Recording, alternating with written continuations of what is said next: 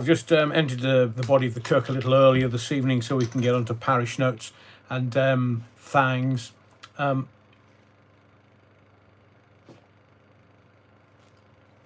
voice is a little sore this evening for some inexplicable reason. Must be the amount of screaming I've been doing. No, I'm not going to tell you anything further. So, just letting you know in case I suddenly start whispering and lose my voice. What was I going to say to you? So, thank you to everyone who's already in the body of the Kirk. Blimey, you're keen this evening, and I'm not sure how this is going to go this evening, because you know me, I love telling the truth. Love telling the truth. So we shall see. There's things that are going on in the background, like this King cough. So we'll get into what we're going to talk about in the sermon in a moment. We'll get into into some of the stuff. But please, if we could, and thank you to everyone who does this as an automatic thing, can you just smash the likes on your way in rather than your way out? Because 200 likes is a bit of a benchmark. So if we can get to 200 likes on the live this evening, that would be most appreciated. Now, I haven't got any strepsils with me, but I do have coffee, very strong coffee. We also have the hibiscus, plain hibiscus, because I'm still on the antibiotics, so I'm not allowed alcohol, but I will tell you a story about that in a second.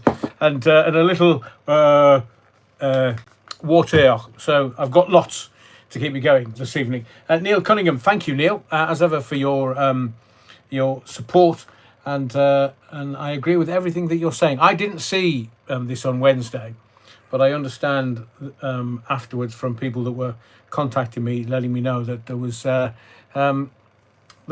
bit of silliness going on, and Neil has the exact and right advice for everyone that's coming into the body of the Kirk this evening. He says, "Evening, everyone. Last Wednesday's live was infiltrated by several henchmen of the convicted stalker, possibly under instruction from the self-confessed liar himself. Let's not give these trolls the attention they so desperately crave by not acknowledging them if they show up tonight. We tune in for the truth, not the dreadfully unfunny stuff on the Liar's channel." Correct, he is a liar. Self-confessed liar.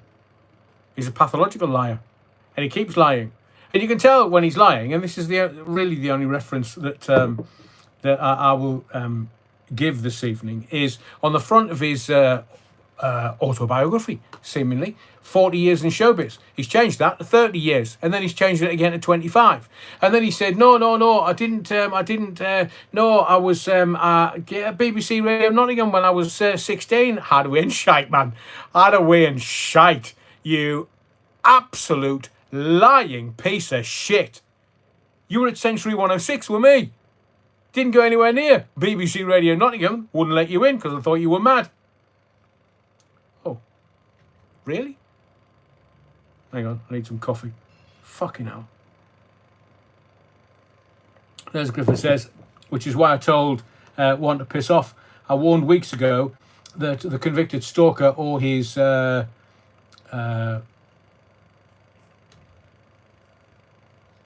what can we call them? They are trolls. They would start trolling. Good point, Les. Retro on his bikes. Very true, Neil. I have no time for the stalking pixie or his minions.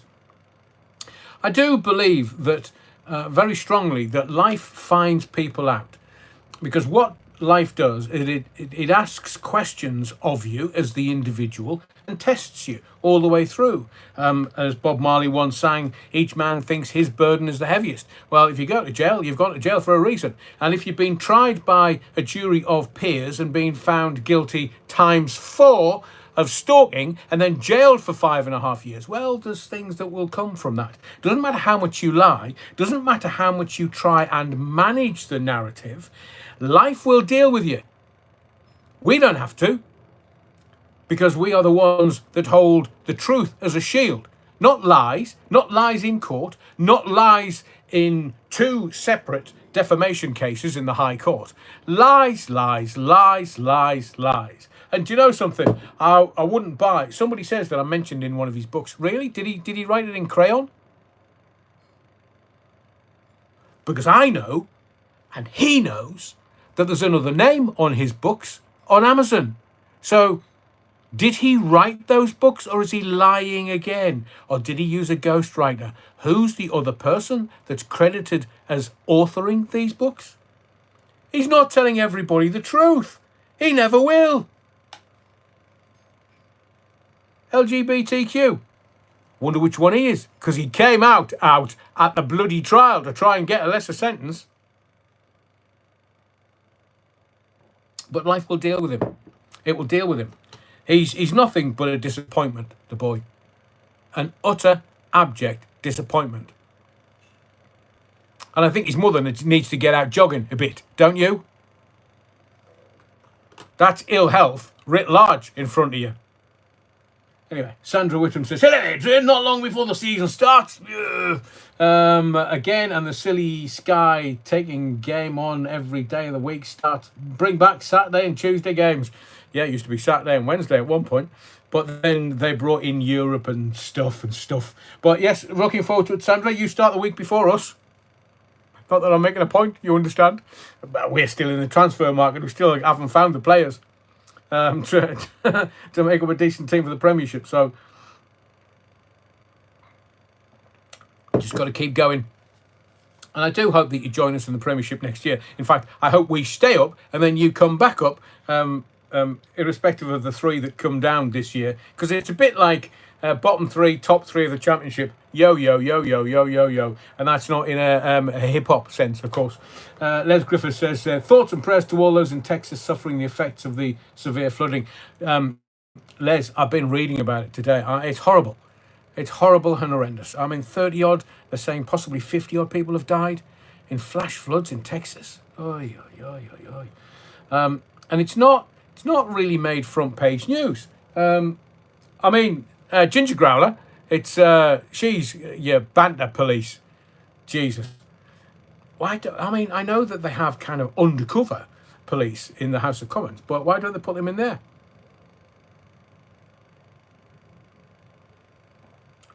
Hang on a second, I'm just going to respell something that I absolutely did not spell like that. Beckham has a B. Thank you, Les. And yes, our thoughts and prayers go to all those families and people affected by these flash floods in Texas. I watched some video a little earlier about the waters. Just, oh dear Lord! And I know that we had flash floods in Europe, and we in this country. You know, it's always the north that gets the flash floods, not the bloody southerners. Paul Mabley, Sunderland, back in the Prem. Can't wait, me. I know, it's only weeks away. Paul, weeks, not that far. Les Griffith says, as an exiled Mackham, hope they stay there for years to come. Oh, hang on. Did I say something wrong? Or is it the local helicopter training school flying over my ass again? Oh, look down there. He's doing it live. Sandra Whittam, as the last 2 years, same 3 went up, came straight back down. Let's hope that you get the backing to get the players to stay up. Well, it looks like we've got a backroom staff that know what they're doing, seemingly. And they're trying to pull in the kids, the boys, the early 20-somethings into the side, those that show a lot of promise. Now, I kind of agree with what everybody's saying. I love me footy. We were out yesterday afternoon having a lovely Saturday afternoon soiree. And I was with a couple of Crystal Palace supporters who, season ticket holders, and I just said to them, really? Because you not picked a better team. But I love me footy, love talking about footy, could talk about footy all day, every day. And I'm from a generation that I never saw Brian Clough play, but I know most people would know him as a manager. But he played for Sunderland, centre forward, and he was some centre forward. Was Brian Clough, one of the best ever. We also had a player called Charlie Hurley, who's the king, and I've met him. He signed, he wrote an autobiography. And I always mention books, and then I kind of look up there because I've got a shit ton of books in my archive, and I'm always looking up there thinking, oh, was there Charlie Hurley biography there? But met him, lovely guy, lovely, lovely, lovely guy. Sadly, no longer with us. But I did meet him once, and he was an absolute gentleman. And do you know, I do believe that people that are talented don't have the ego and all the stuff that goes with that, because they don't know how talented they are, to be fair. And that goes in any walk of life. We are going to talk about Rachel, snotty Rachel from accounts, who,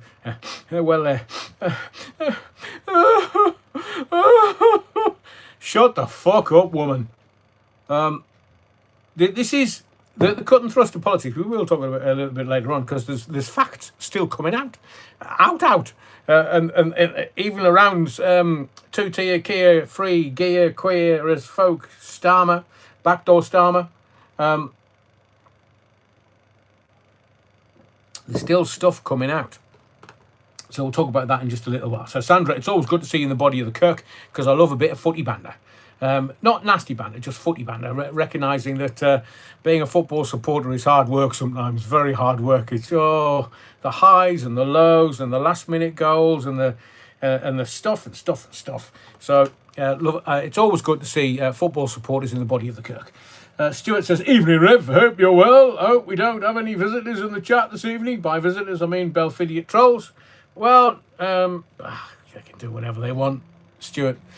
Let's just leave it to them, because I will say this to you. A lot of them are not even human.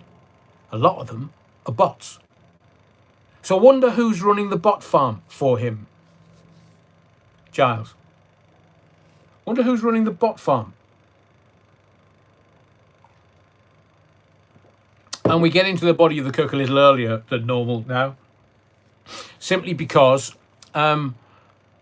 there's too much to say before we get into the meat of things. And I tend to, on a Sunday, I'm going to go as long as I can tonight. Tomorrow I've got stuff that I've kept back. We're hoping to start the memberships in August, to see how they go, and that memberships are going to have dedicated lives. So the Sunday and the Wednesday will still be the Sunday and the Wednesday, maybe, but Monday and Tuesday, those lives are going to be for the memberships only. And in those lives, that's where I'm going to start talking about the real stuff, the real deep stuff, like the paedophiles in the comments, like the paedophiles and the paedophiles. And because it's memberships, I'll be able to name them, because you pay your money, it takes your choice.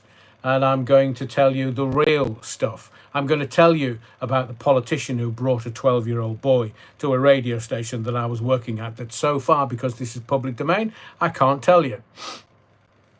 All the stuff I know is coming in the membership area, as well as first dibs on the interviews. We are in the middle of negotiations with a studio in central London that they've offered me from free studio time, and we're going to take them up on that, and we're going to do some stuff, and the memberships will get to see the interviews ahead of the free stuff by weeks, maybe even months, or I might just do interviews purely for the membership area and not for the free stuff, because I don't make any money from these lives on a Sunday and a Wednesday, and I do have to earn a crust. I have to bring some money to put food on the table, so I'm going to have to try a slightly different way of doing things. But there will be more interviews a la Rogan, interesting interviews, and not necessarily well-known people, but people that are interesting. And the first interview on the channel is going to be Jeremy Vine. I've told you that. So there's blue skies ahead, and we will try our best to bring you lots of stuff, and open my contact book and my little black book. Can't bring Jeffrey Epstein, but we can talk about it, that's for sure, in the membership area. Les Griffiths, to be honest, Sandra, although I like to see them do well, I don't really follow football these days. I've lived in Yorkshire for 55 years, but still think of Durham as home. Yeah, I'm with you, Les. I absolutely bloody agree with you. Let's have a look. Where are we going to go? We're going to go there. Home is home, but there's always it's really bizarre because even though I'm a Mackham through and through, you cut me in half, it says Sunderland. That's with 2 U's and the D is silent. But as Les says, I have family in South Shields, as well as Easington, Durham City, New Bransford, Newton Aycliffe, Cowden, Concert, Bishop Auckland, and Hartlepool. Don't mention the Monkeys. And I'm kind of like Les. I've worked all over. I've lived and worked in all the major conurbations: London, Cardiff, Edinburgh, everywhere, everywhere. I'm gonna make you laugh because one of the trolls that they've decided to pick one video that I made 2.5 years ago, and I don't understand why they've chosen that one from 2.5 years ago. But one of them commented today saying, what was it? Did he ever? Did you something like? Did you ever meet him in person, or did he ever? Did he ever? And I looked at this comment and I thought, you thick, caring, understanding 90s type. No, you can't be. You must be a troll. No, not even AI would know this. And it doesn't matter how many times I tell these Belfidiots that I worked with him and he was the grunt that worked through the glass to my radio star, darling. I met him every day. I worked with him. I saw him, spoke to him every day. And my last show on Century 106 in 2020, bless him, he ran after me into the car park. What are you doing? What are you doing? Where are you going? Fuck off, I'm going home. He was the grunt through the glass. Now, I say that. I've had some wonderful people work through the glass with me who know radio and know what they were doing. And to a certain extent, I was full of praise for him. So these people saying, did you actually meet him in person? Is like... So that's what makes me think, A, they're trolls, because I've said it often enough that I worked with him. I was on the phone to him every day, at least once or twice, sometimes 3 times a day, for years. And they go, did you ever meet him? Did he ever stalk you in person? Yeah. So I don't, so my intellect goes, I'm not quite sure what this is all about, really. Doesn't compute with me. My massive brain, that's the size of a pea, I mean, you blow up my nose, I'll go off like a referee's whistle. My brain is so small. It's just, they're trying to say something clever. Oh, he's living rent-free in your head. He's living rent-free in my head. He's using my fucking lines every time he opens his mouth. He's nicking Scotty and Bob Monkhouse and me and other people. That's not the reason why you called. I love you and there's nothing you can do about it. That's trademarked. That's a copyright. Literally, this man's evil. He's abjectly evil. He does not care one jot or iota about another human being. Ask him, how long was your longest relationship that you've been in? Because you can tell the nutters never have relationships because they can't hold down relationships. Ask him. Ask him.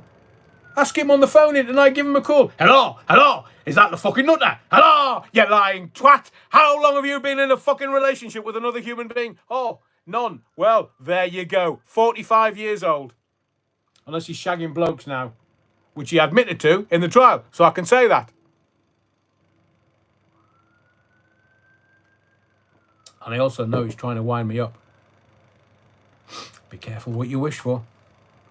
And all those places, Les, that you're talking about, Bishop Auckland, my first hospital radio station. Loved it. Loved it.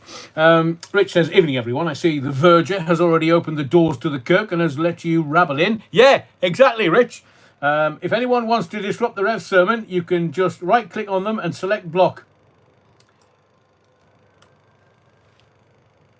Yes, so hang on, it needs a few commas in there. So if anyone wants to disrupt the Rev sermon, you can just right-click on them and select block. That's what we do. So I am of the opinion, and I'm with this. Now we've got 250 people now in the body of the Kirk. So everyone that's in the body of the Kirk, can you very kindly just smash the like so we get over 100 early doors, and then by the time we finish, hopefully we'll get to 200. What was I going to say? Yes, I'm very happy for free speech in all of its contexts, in all of its subtleties and vagaries, but just people that are being nasty. No, you're just going to be deleted and shadow banned. I don't care. Honestly, I don't care. I do this for nothing. I do this to get the truth to people where people are seeking. Those that are seeking for the truth come here because they know they're going to get it. So for those that are, oh, is this all you talk about? As in, the convicted stalker. He's a convicted stalker, not convicted talker, convicted stalker. Can you see how the propaganda, the narrative, they're trying to manage the narrative so that you get one word in your head and the real word is convicted stalker. Convicted stalker times 4, 5.5 years jail time. And then they bleat on about rapists get less than that. No, you got 4 guilty verdicts. That's why you are where you are. And it's just, as a truth seeker myself, and 40 years in commercial radio, 40 years, I can tell you this. I've seen lots of things and I've heard lots of things, and just bandwagon jump. So if you bandwagon jump onto Lucy Connolly or Lucy Letby or Tommy Robinson, or say, I shouldn't have been inside. Well, actually, that's why you were inside, because you broke the law. It's as simple as that. Don't break the law. You don't go to jail. You don't pass. You don't have to pass go. Soren says, oh, sorry. Why do you feel the need to take out people's comments, Adrian? I've just told you, Soren. People that are silly, that are just being pernicious and nasty and evil, well, then we're just going to take their comments out. I am not a free speech absolutionist, but, if there's one thing you're going to be in life, be kind, other than to arseholes. But life will deal with arseholes. Doesn't matter the hue or the way that they've done. If people want to come to a video that I did 2.5 years ago, that I can't really remember what I said, but I said it with truth because it was my lived experience, and they're saying to me, have you met him? Honestly, it would be like clubbing a baby seal to death, Sorin. These people shouldn't be walking about on the streets. They shouldn't be allowed to procreate, let alone comment on videos that they have no knowledge about. And for 2.5 years, I've been telling you. So, Soren, if you feel aggrieved by that, then auf Wiedersehen, pet. How do shite? We've got much bigger things to talk about here, and we talk about them in an adult way. That's why I start a little earlier, so we can talk about stuff and get into the real meat of things, of what's going on. Like the politician shafting you. Bend over, I'm going to stick me cock up your arse. That's fucking queer Starmer. Shall we have a couple of lines before we start, Kia? Mate, I've seen what was in that fucking bag of Charlie on the train. And Soren's going, oh, are you taking people's comments off videos? Wait till the tax breaks don't come in the autumn budget, when Rachel from accounts, the one that's snivelling all over her fucking hanky on Wednesday in PMQs, wait till she bends you over and tells you, if you're the middle classes, you're getting it. You're getting it big time. We're going to stick it right up you so you weep daily. They're going to take your eyes out because they're going to give it to all the illegals. Have you not noticed that? How much they're spending on the illegals, and yet they're taxing everybody else to the hilt, the workers, even the shirkers who were sitting there doing absolutely feck all day. They're getting it nice. They're getting it easy. But the workers of this country are being shafted left, right and centre. And Soren's saying, oh, why do you feel the need to take out people's comments? Because they're fucking idiots, Soren. That's why. If you want to have a go at me, bring your intellect and engage me. But don't engage me with the question, have you ever met him? Rich, evening retro. Did you enjoy your stopover in London? Booked a great place to berth up. Can you berth up in London?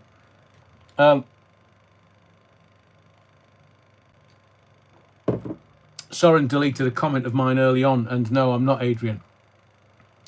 Hang on, I'm really confused. Les, so we have to get past the algorithm and the stuff, the shit that YouTube puts in to make sure that you can't really talk in an adult fashion in the comments. So are they now deleting comments there? I'm talking about the comments on videos, not the comments in the chat. No, anybody can say whatever they want. But be aware that my regulars are also aware of the Belfidians.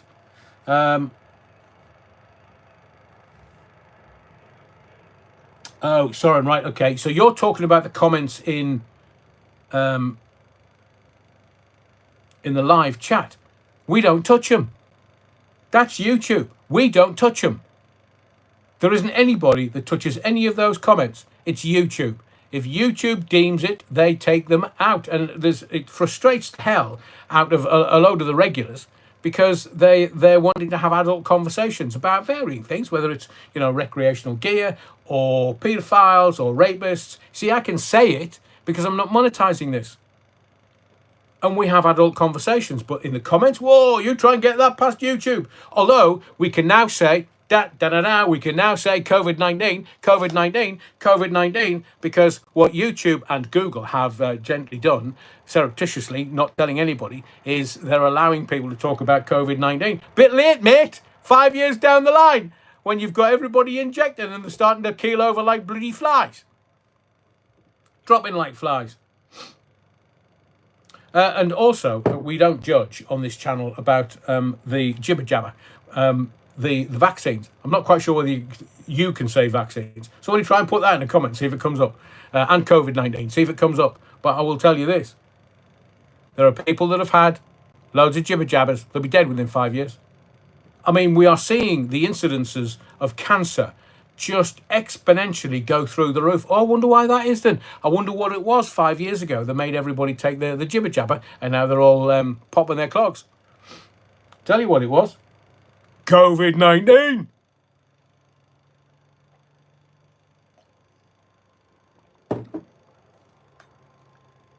Something not right here, Les. I think you are Adrian, just like... Hang on, Soren.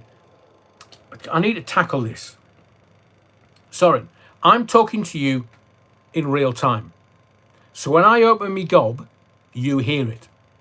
So please tell me how I've got the time, because there's me hands. How have I got the time to type anything in the chat when I'm talking to you here? Don't take Einstein to work that out. I've told you before. It's YouTube that's doing whatever is happening within the chat. It's got nothing to do with his channel. Absolutely nothing. And I don't know how you think I can be typing away in the comments when I'm talking to you here. Oh, wait, man, sorry. Unless both you IQ points are not working tonight, in which case you have my every sympathy. All of Asta's interesting comments now gone. Who the bloody hell's Asta?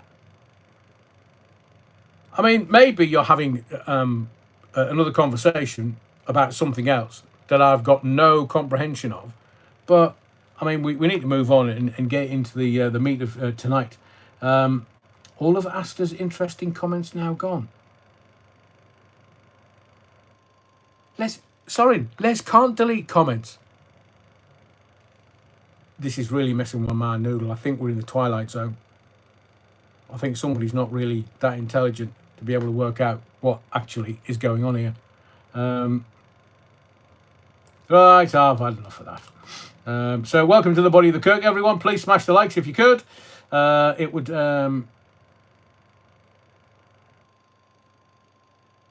as Galactus says, we are all Adrian. Oh, yeah. Adrian has no viewers in the chat box. We are all his alt accounts. There you go. Vix text. I'm going to tell you what you... Oh, right, okay. Tablock Tracy's in the Body of the Kirk. Des Ashton, I'm not Adrian. Would like to be Spartacus. I am Spartacus. Yeah, wrong one. Oh, can you imagine? Because he loves a bit of a tear-up, doesn't he? Because Russell Crowe. Terry Wookfit, don't let Soren get to you. Trying to put you off your stride, mate. Well, I'll just keep pounding on, Terry. Yeah, I'm not going to engage with somebody who hasn't got the intellect to engage me. Elizabeth Casey, evening, late as usual. Hey, Elizabeth, you're wrong. So, everybody in the body of the Kirk, welcome, welcome, welcome. In fact, you know what, Soren? In the words of the great Chinese philosopher, fuck off. I've had enough of you, Slava. You're gone. You're shadow banned. I've done that with my own hands. I've had enough of you, Slava. My name is Maximus Decimus Meridius, otherwise known as the utter wrong. Lauren Taylor, Adrian, malt loaf is a bell end troll. Oh, I do like a bit of little malt loaf. Just let them, because look, if I don't mention them here, then they're not worth shitting on. I mean, forgive my language tonight, but they can do whatever they want. 9 o'clock, they're going to be gone. Go and watch your Lord and Master. Watch how he copies all of the great phone-in presenters, because he's not one himself. So go and watch it.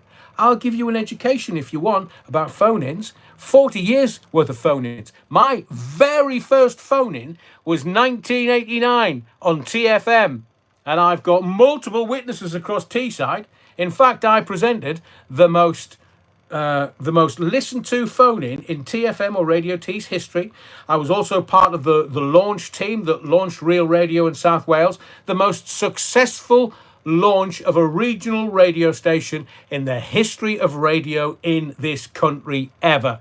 So I've also got the figures from my late night phone-in on Century in the Northeast, where I had more people listening to my Friday and Saturday night phone-ins than all other radio in the Northeast combined.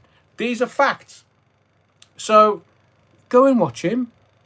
He's doing his best, bless him, but his best's not good enough to match me or Scotty or James Whale or the King, Stanage. It's just not good enough. Because there's those pretenders who try to be. There are those who think they know.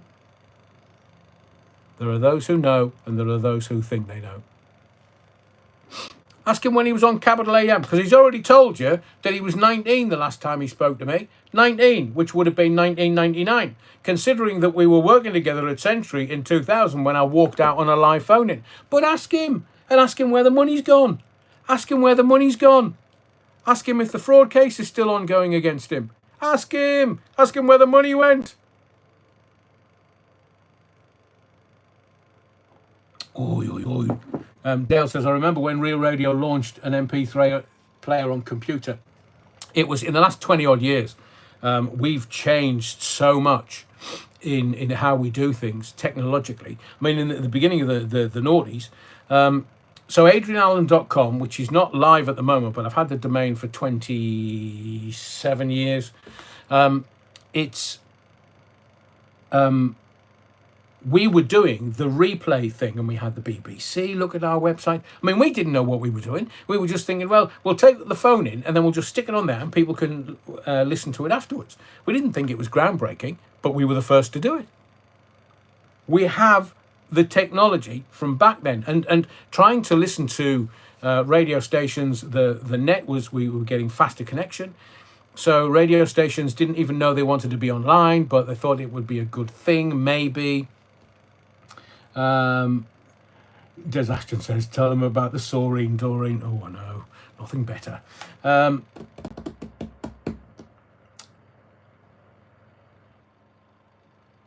Nicholas, your fan is fouling the mic. It's not touching the microphone at all. It's here. Do you want me to turn it down, or do you want me to sweat my bollocks off? Because I'm from the northeast. Anything above 10 degrees is hotter than the sun. So, right, I've turned it down just a touch. So if you see beads of sweat starting to appear on my forehead, all the world's a fucking critic. Hang on. Phil Galactus. Yes, mate, they talk about me on one of their shows. Really? Radio presenting is a hell of a lot more than just talking into a sponge. Correct, Paul. Thank you. I mean, there is a thing called talking to time, which is a real skill and an art, where if you're... So at the beginning of an hour, this is kind of old school radio where we were using vinyl and carts and jingles and stuff, and you would just play them in yourself. At the beginning of the hour, you had to work out the running time on the log to see how close you would get to the, some people call it the top of the hour. It's just the hour, on the hour, where the news was at 0:00. And this talking to time meant that if the music was short, you would either use a run-up bed, where a lot of radio stations do nowadays, where you would have a 50-second talk up. So you would use that 50 seconds to fill, to a jingle, and maybe to the news. But you had to talk to time perfectly. So if you had 42 seconds to go before the news jingle had to be fired, you could only talk for 42. If you talked for 41, then there was a second gap. People would go, oh, that was a bit shit, Adrian. Or you couldn't talk for 43 seconds because then you'd crash the jingle and it would sound shite. So you had to be able to talk to time. And talking to time meant talking to 41 seconds or 43 seconds or 47 seconds or 33 seconds. You had to talk to time. And look, you can try it. Just set a stopwatch off and then decide you're going to talk for 29 seconds and then see how well you do. What is bumper music? It's marine underwater firefighting. Mephistopheles. Yeah, marine underwater firefighting. Amalia, bumper music, it's not really, well, it depends. There is music that has certain attachments like non-needle time where you can play it and you don't have to pay for it. But if you're talking about a bumper, it's that bed that you talk over up to the jingle. Sometimes people call those bumpers. There's lots of different descriptions for them. Les Griffiths, looking back at those Radio 1 DJs of the 70s and 80s, they were a right set of wallies. A lot of them were perverts as well. Loads of them were paedophiles. Told you before, Simon Bates fondled my bollocks. Never going to get away from that one. And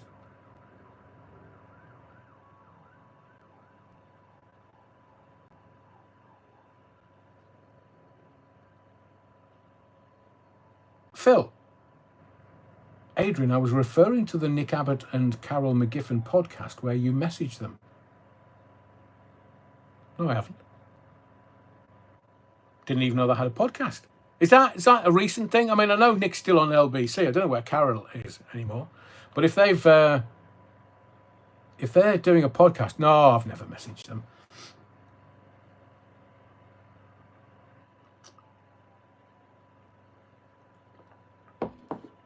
Oh, fabulous, Amalia. Art Bell's back catalogue. Fabulous.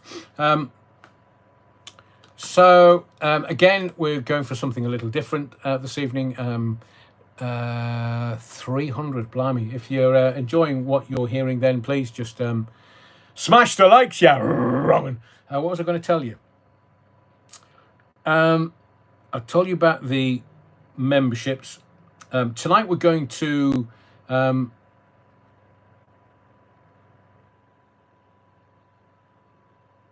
Galactus. No, Adrian. Phil wanted to know if you were mates with Nick Abbott back at LBC. No. Wasn't even a work colleague. No. Talented guy, but why would I be mates with him? Paulie Galtieri. Simon Bates looks a right utter wrong. Oh, he definitely is, Paulie.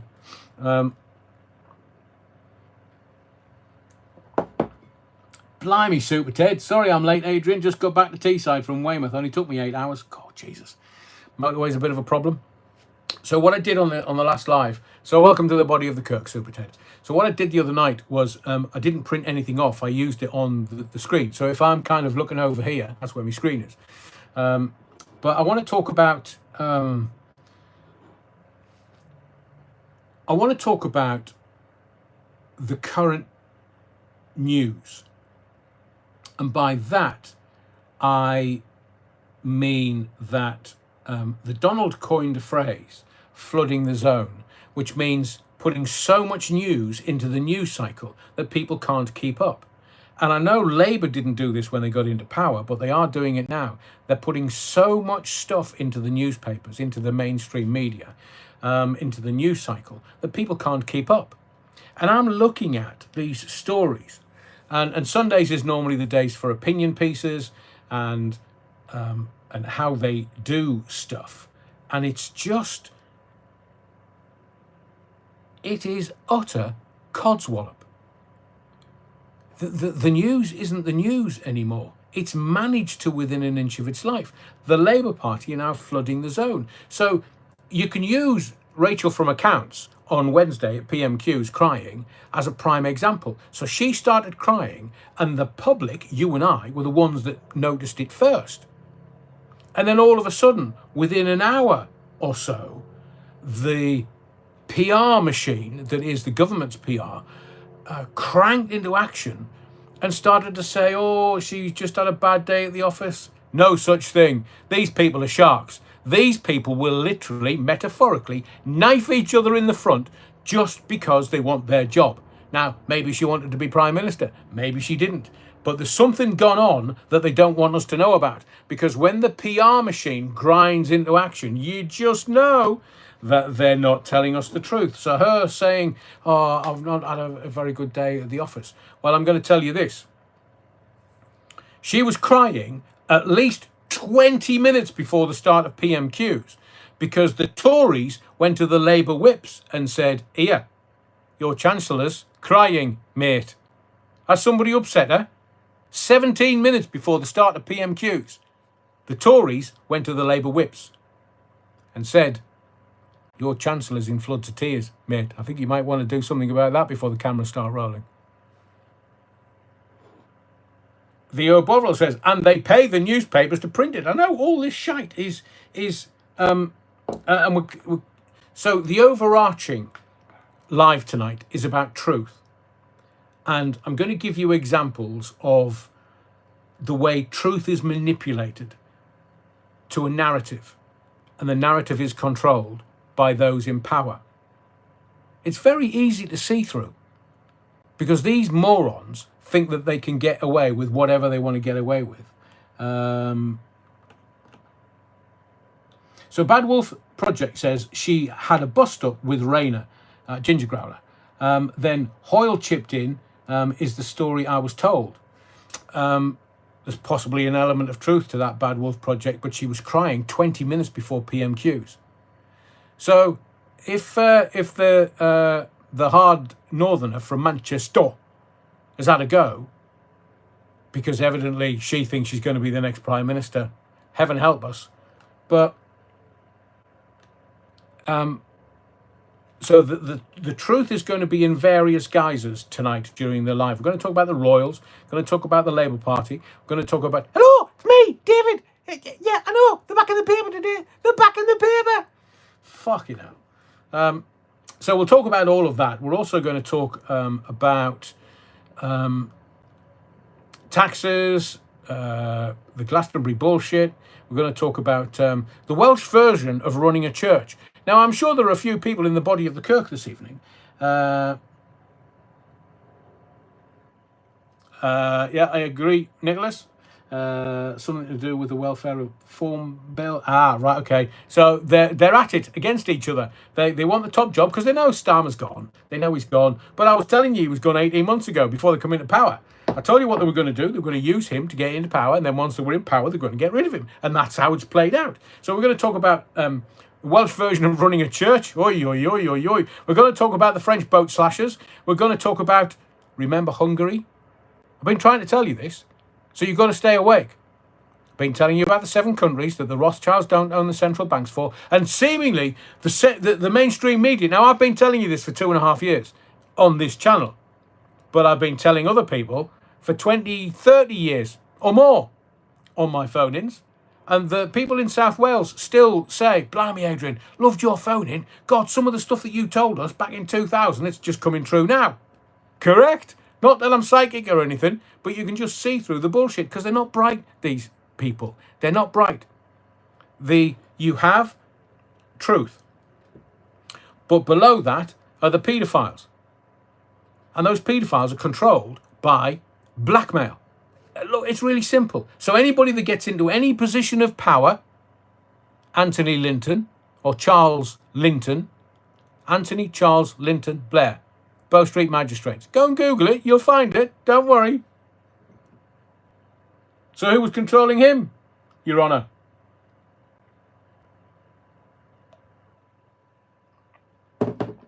Ray says, what happened to the two guys, Manchester Airport? Can't talk about it because it's sub judice. But they both pleaded not guilty. And last week, the newspapers weren't really reporting it. They weren't reporting the trial. I mean, a police officer had their nose broken. So it'll be interesting to see what the court decides as far as that is concerned. And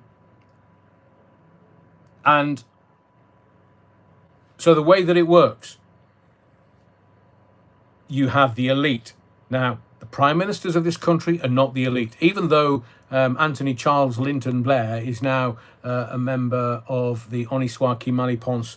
Their members are, he's a member of, it's been around since the 1300s, man. Come on, Adrian, Jesus. Les Griffiths makes an excellent point. Blair's still in power from the shadows.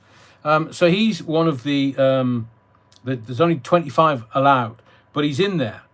But the problem is that the people at the very top, these are the puppet masters. These are the real elite. These are the people that you can't touch. These are the people that decide you're going to go to jail, or you're going to do this, or you don't want to take them on. Retro quote of the night: "Not guilty, my hairy arse." Well, we can't talk about.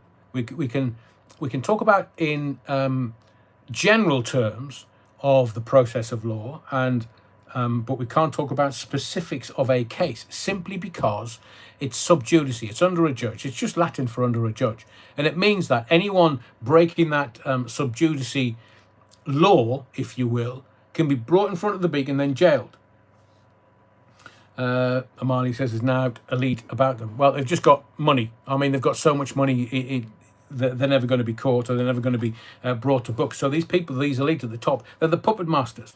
They're the World Economic Forum. But there's not just the World Economic Forum.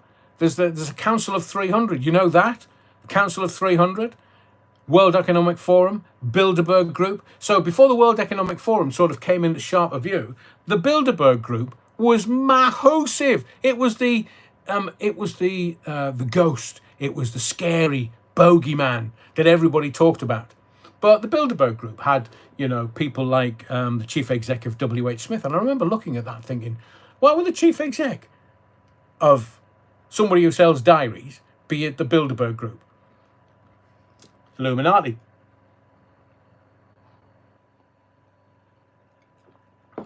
Madeline McCann, all I get is the mother knows exactly what happened. I know, Jane, the mother does. So the elite pull the strings for the puppets that they want in power. If you want Manchurian candidates, so the Chinese Communist Party, they're the ones that are pulling some of the strings. And the Chinese Communist Party, I've told you this before, and you won't read this in the newspapers, you won't read this anywhere in mainstream media, other than from somebody who's been to Davos multiple times. I'm telling you this, the people of Davos, because I've spoken to the locals whilst I was there skiing, I've spoken to the locals, and they were getting just really brassed off that there were so many Chinese coming into Davos. Why would the Chinese be going to Switzerland for skiing? They weren't, you wrong'un. They were there to manipulate shit.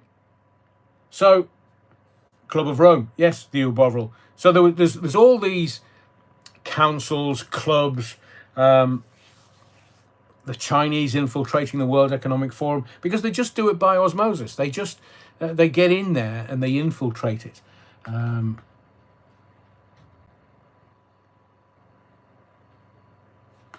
on a second, let me just deal with this.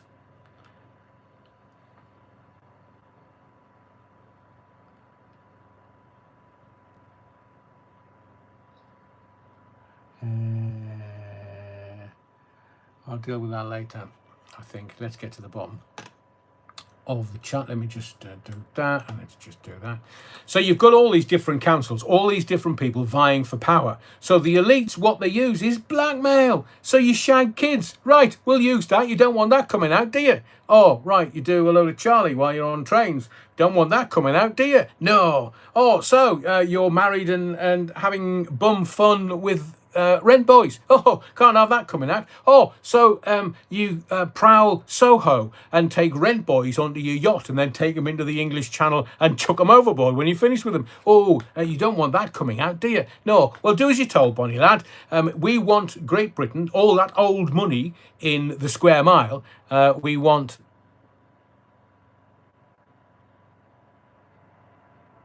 Okay. Okay.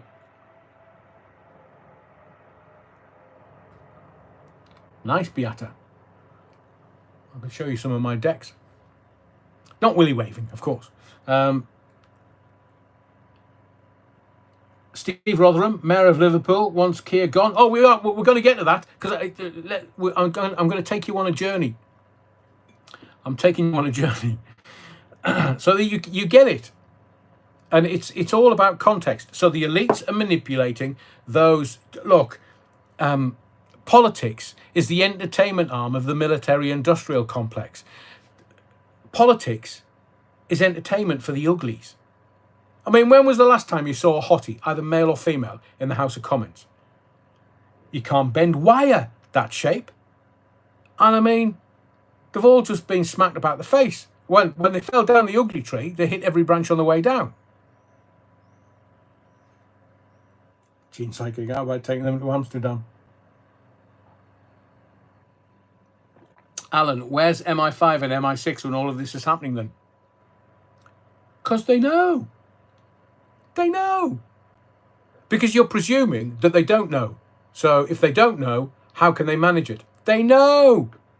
The intelligence services are being bought off by the government. So the government wants to use them for their own nefarious deeds. And it's all about... look, the power isn't in the government. The power is not in with the politicians. As what's his face from Barney Castle, he said, no, the power's with some 20 odd or 30 something in not in the cabinet. He says, I never used to go to the cabinet meetings. He said, that's not where the power lies. The power lies with the snivel servants. He said, that's where the power lies. It's not with the politicians, and I agree. So that's why, remember Liz Truss. Nobody else has told you this, because nobody has got the kahunas to tell you this, because they're scared. I don't give a flying. But I've told you that Liz Truss is a sub, as in...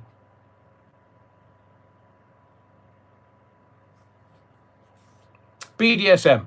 I can say it, you can't write it, because they'll ban your comments. She's into BDSM, and she's a subordinate, if you wish. She has a dominant, and a dominant, if you don't understand this, do not Google it when you've got other people around, and delete your history straight after, because if you start Googling this kind of stuff and it stays in your history, you don't want this kind of stuff coming up in your Google searches. So basically, she has a dominant, and the dominant, she's the possession of a dominant, and the dominant needs to tell other dominants that she is his possession. I know who the dominant is, I'm not going to tell you. So the dominant then puts what they call a day collar on her. So it's a sign for other, and in the House of Commons, in the Ozempic Palace, there's a shit ton of BDSM perverts, or whatever you're into if you wish. And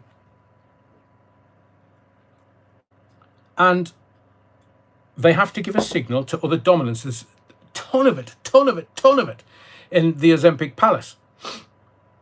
So she goes on the telly, and all the dominants and subs around the country are laughing their caps off. It's like, holy shit, she's wearing a day collar. And if you want to Google a day collar, just don't do it at work. NSFW, not suitable for work. Gene Psychic, oh my God, where's the wine? Well, you know, it's an adult conversation. I'm telling you the truth. I'm not going to sugarcoat it. So you've got Liz Truss, who's a sub to a dominant, and the dominant's put a collar on her, and another dominant is not allowed to, because if she's not wearing the day collar, she's not the possession of a dominant. And the dominant, another dominant, could go, oh, well, she's mine, just play about with her. No, you can't. It's absolutely categorically not allowed. I mean, they have some rules, they have some etiquette. But she wears a bloody day collar, man. And I'm going to ask you a straight question. How many other YouTubers have told you this? I can hazard a guess. Because it takes education. It takes the mind reads for information. And don't give me 50 Shades shite. That's just a copy of another story that came out in the back end of the 60s called The Story of O. Get your education. Google The Story of O, the letter O. And 50 Shades was based on that. Now, fair dues to the writer of 50 Shades. They made a ton of money. But it's all been done before. So when you're watching these politicians, there's clues everywhere. Everywhere.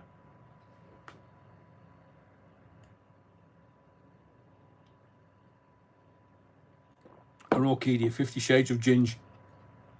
Story of O wasn't about a ginge, and it was foreign. I think it was French.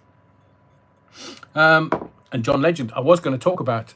What I am going to do is I'm going to do my research around that subject. I don't want to alert other YouTubers because I want to get in there first. But all I'm going to say is I'm doing my research. I'm doing a very deep dive. And that's the purpose of the memberships. The purpose of the memberships is to give you an education, context and understanding. So we'll do the Fabians. Oh, Jesus. Every single high-powered Labourite is a Fabian. So what exactly are they doing? Adhering to the World Economic Forum. Lauren Taylor. Look, ladies, I'm really sorry. If this is too much for you, I'm just telling you truth here. And if you haven't got eyes to see, I have. Stuart, how much does a membership cost, Rev? We're looking at that because I want to be able to give you value. I want to be able to give you the truth, and I want to be able to give you value, and I want to be able to have adult conversations with like-minded individuals without the unnecessary chew of other people that haven't got 2 IQ points to rub together. So tonight I'm giving you an education, and I know that these others that may be trolling in here have no clue what I'm talking about. They wouldn't know what BDSM is. They wouldn't know what a day collar is. I just fucking told them. They wouldn't know about Liz Truss and what she was permanently wearing. This is the thing.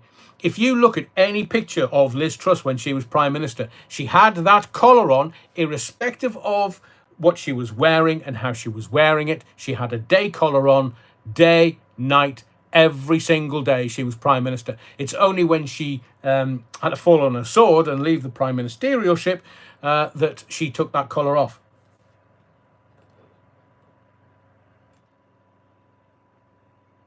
Mark Bryden, thank you for that. Amalia, you might need some smelling salts and a lie down if you go looking for day collars and BDSM. I'm just telling you, it's up to you if you want to do the research, but just delete your history once you do. Andrew James says, in 1785, the 120 Days of Sodom was written. Story of O copied many elements from the mind of the Marquis de Sade. I have studied the Marquis de Sade because it's an education. It's an education. And many people have tried to rewrite the Marquis de Sade. They've tried to make movies about it, and it's just... And don't go Googling the Marquis de Sade, and don't look at the images, because you will just get some god-awful things. Oh, Nicholas, I'm a Knight of St. Columba. Proud. Nice. Did you go in via the Templars? I will have a look at that later, Nicholas. So the reason I'm telling you that is because the puppet masters, they put people into power like Manchurian candidates. So Sadiq Khan as mayor, he's been placed in there. You've got the WEF's front bench in the Labour Party. They've been put in there to do as they're told, which is why you have Sir Keir Starmer not able to tell you what a woman is, because he hasn't been told by the World Economic Forum what a woman is. So all he does is he just repeats. And I've told you before, the insight that you need to get what's going on, like the assisted dying bill, that's already in Canada and Australia and New Zealand. So whatever they've got, those 3 countries, it's just coming to Great Britain soon. Mind you, the Australians have a very peculiar way of dealing with the illegal immigrants. Go off, you're not coming on this island. So why can't we just follow what Australia have said? We won't, because they're being told what to do and what to say and how to do it by the World Economic Forum. But whilst the Bilderberg Group was getting all of this coverage, the puppet masters, while they were getting all this coverage, they, Ray Norton, Google adrenochrome and how they get it. It's absolutely disgusting how they get it. And that's why hundreds of thousands of children go missing in America. I can say this. It's interesting that you got away with writing that.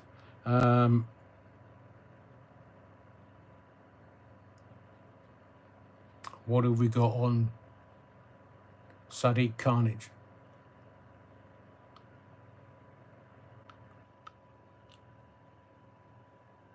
Not for tonight.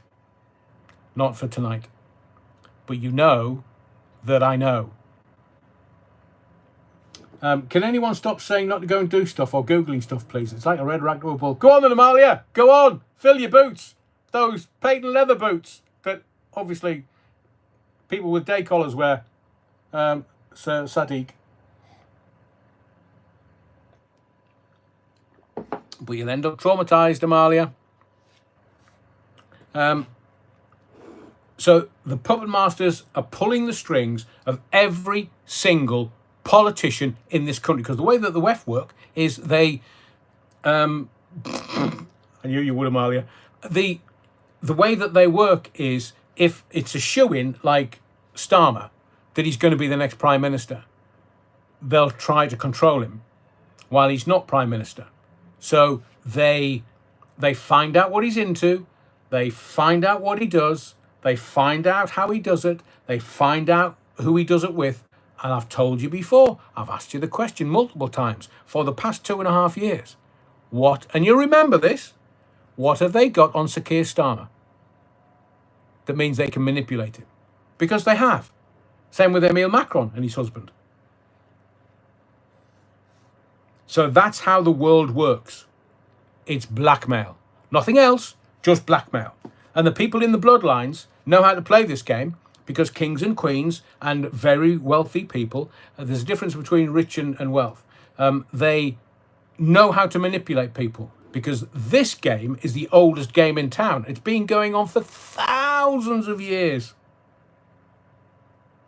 So they manipulate them with blackmail. And that's why Epstein had to be unalived, because he knew everything. And have you noticed how Ghislaine Maxwell is in a really cushy jail?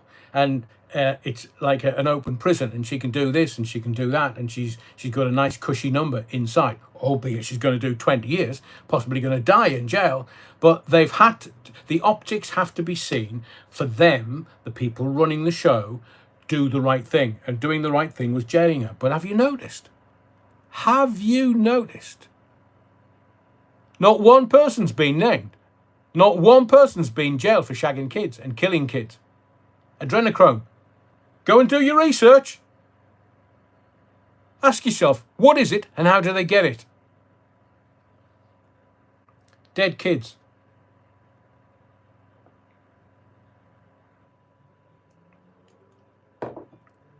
Now, if you're a namby-pamby pinko liberal and you're a bit lily-livered, maybe I'm not the guy for you, because I don't sugarcoat this stuff. So this is truth. This is fact. They traumatise the kids till the adrenaline is through the roof. Then slaughter them and take the adrenochrome out of the blood. And it costs a lot of money for that to be done. That's why it's a super wealthy. I mean, ask yourself this question, and you can see it everywhere. People, celebrities, seemingly, and politicians, major politicians. Control Alt Delete. Watch Fear and Loathing in Las Vegas. I will do. I haven't. It's a Johnny Depp film, isn't it?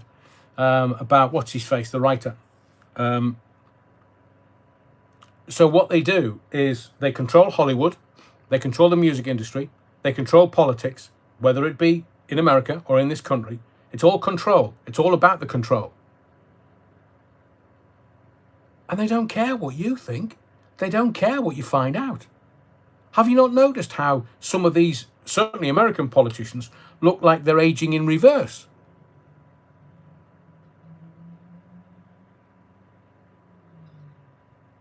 Adrenochrome is readily synthesized and available. If that's what you think, Rich. Just ask yourself this question. Where's the hundreds of thousands of children that go missing in America? Where are they? Ask yourself this synagogue in New York, the Frummers, who had tunnels under the synagogue, and they were dragging mattresses out from these tunnels under the synagogue that had all kinds of stains on it. Why did they block them up?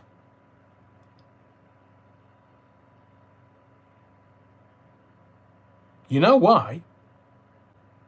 Because they nearly got found out. Controlling potential political leaders was Klaus Schwab's job. He's done a very good job, Hugh Bovril. Very, very good job. So you've got all of... Look, they can synthesize it, but you know the difference between synthetic and real. And the rich don't want synthetic. They want real. Orchidia says, I've never understood why there isn't more of a story made about the missing kids. Because they just want you to be diverted. So whether it's Love Island or whether it's Trump versus Musk, and they're not quite at handbags at dawn, but it's all, I've told you, politics. So the building blocks that I'm giving you tonight, politics is the entertainment arm of the military-industrial complex. Politics is entertainment for uglies. And they are all controlled. That strata of influence is controlled. And you ask yourself this question. Why did Australia and why did New Zealand and why did Canada and then Great Britain do exactly the same thing around assisted dying when you've got Dignitas in Switzerland? Oh, no, you can't do that. No, no, no, no. If anybody takes you to Dignitas, well, we'll do them for murder. Not Dignitas, the person that takes you. How does that work then? That's because Switzerland is one of the most powerful countries in the world. That's where all the money is. That's where all the Templar stuff is. That's where all the Templar gold is. You ask anybody from Switzerland. You know I've been to Davos. Davos is in Switzerland. You know that I've spoken to the locals. And when I speak to the locals, whether it be working in a cafe, just tell me about your history, about the Swiss history. It's wonderful. Davos and Cloisters is wonderful. I've skied in Cloisters. So has Prince Charles. Wonder why he's been there then. I know the answer. I'm just letting you start to think. So,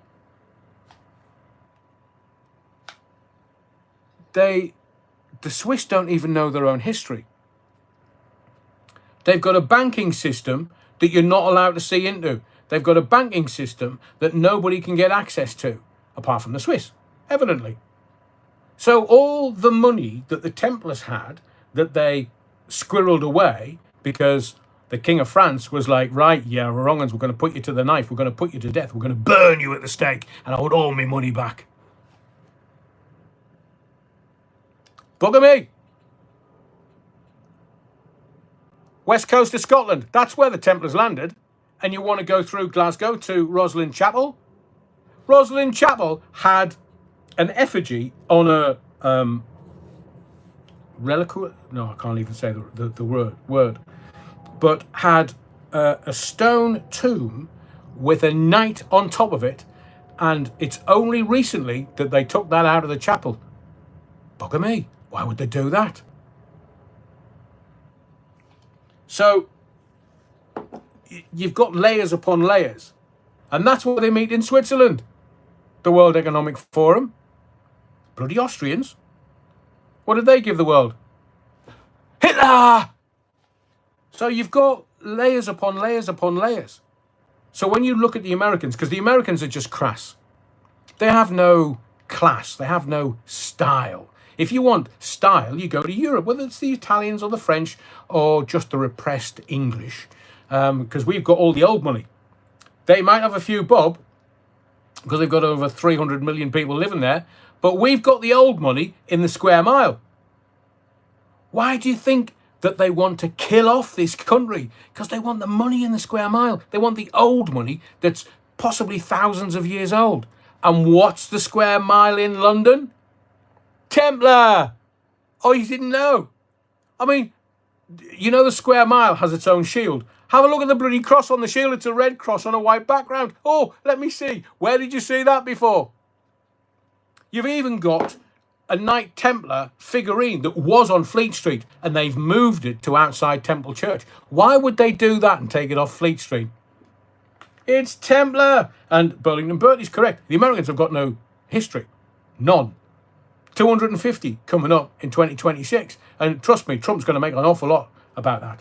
So you've got all of this layered stuff, but the elite know this. They know their history. They know what's going on. They know that energetically they can change things and how they change it. And it's... So the Rothschilds... So we've gone a little circuitous route, but I needed to impress on you what's going on. So now we've got seven, the worst 7 countries. So today, countries. So I'll give them to you again, and I will not stop repeating myself, because this is really, really important. You see through this, you see through everything that's going on in the world. Everything. Because it's the Rothschilds, possibly the wealthiest family on planet Earth ever. Trillions and trillions and trillions of liquidity. So you have 7 countries. China, Russia, North Korea. Who else? Venezuela. Who else, Adrian? Iran. Who else, Adrian? Syria. Who else, Adrian? Hungary. So remember that Hungary is being fined by the EU because they're part of the EU and they're not doing as they're told. So the EU is fining Hungary €1 million per day for closing its borders to migrants. Hungary knows what they're after. So yeah, again, the wealthy, the puppet masters, they literally will just pull the strings and they will make Hungary do as they are told because they're central bank. And Hungary's got a fine history. They just want their central bank. And again, look at what Fat Boy Lammy, Ozempic King Larry, Fat Lammy's band. Have you not noticed he's losing weight? Oh, I say, is he on Ozempic? Come on, Lammy.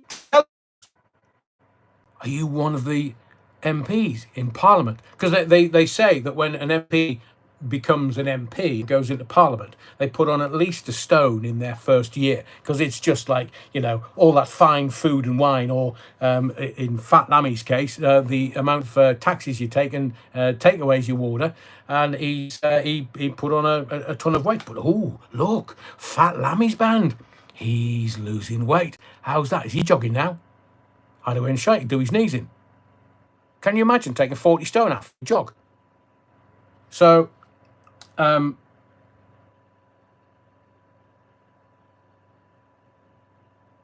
today he's announced a deal with Syria.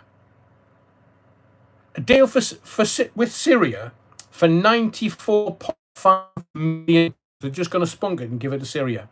Now, Syria's been levelled. Oh, why is that then? Because the Rothschilds want the Central Bank of Syria. They've got the Central Bank of Syria. They're kicking off with Iran. They want the Israelites, they want the Israelis to deal with Iran so they can get the central bank. And the Central Bank of Iran was closed down a couple of weeks ago. It's not trading. It's not doing anything. When the missiles started, they just put their tinfoil hat on and stopped everything.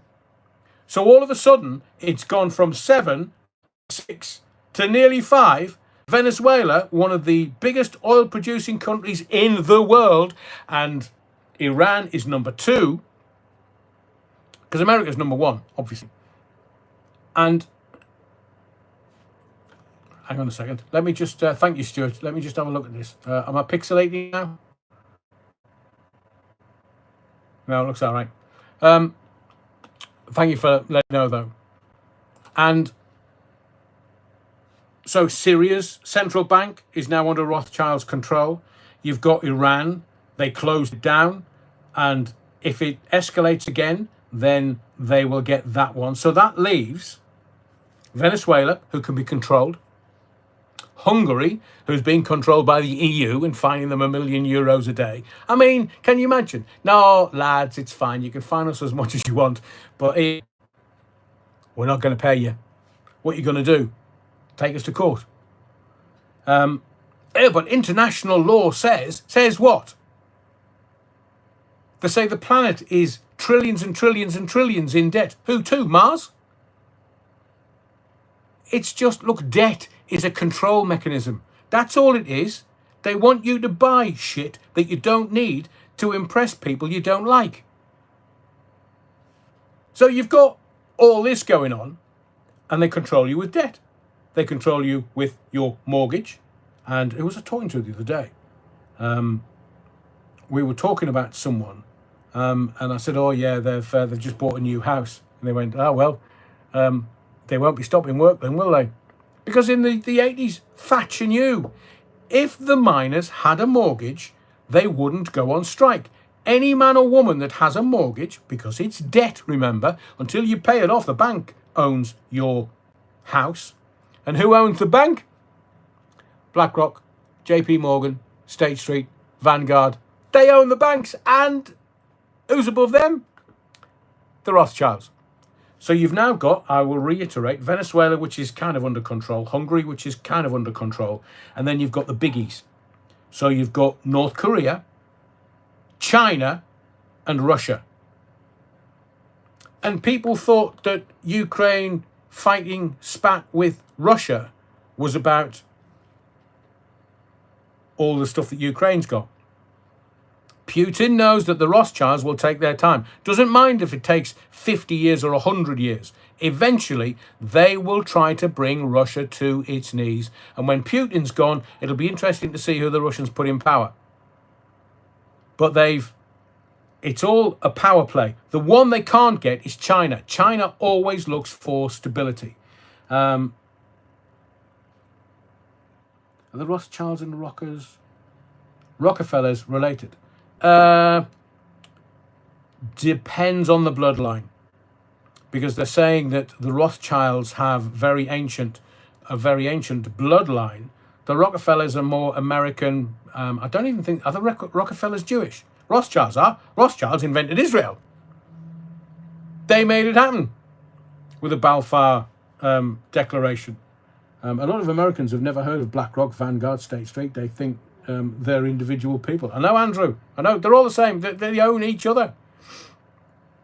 So you have China's the biggie. North Korea, I mean, it just depends. The ruler of North Korea, King Rongan, he's young enough to be in power for quite a long time.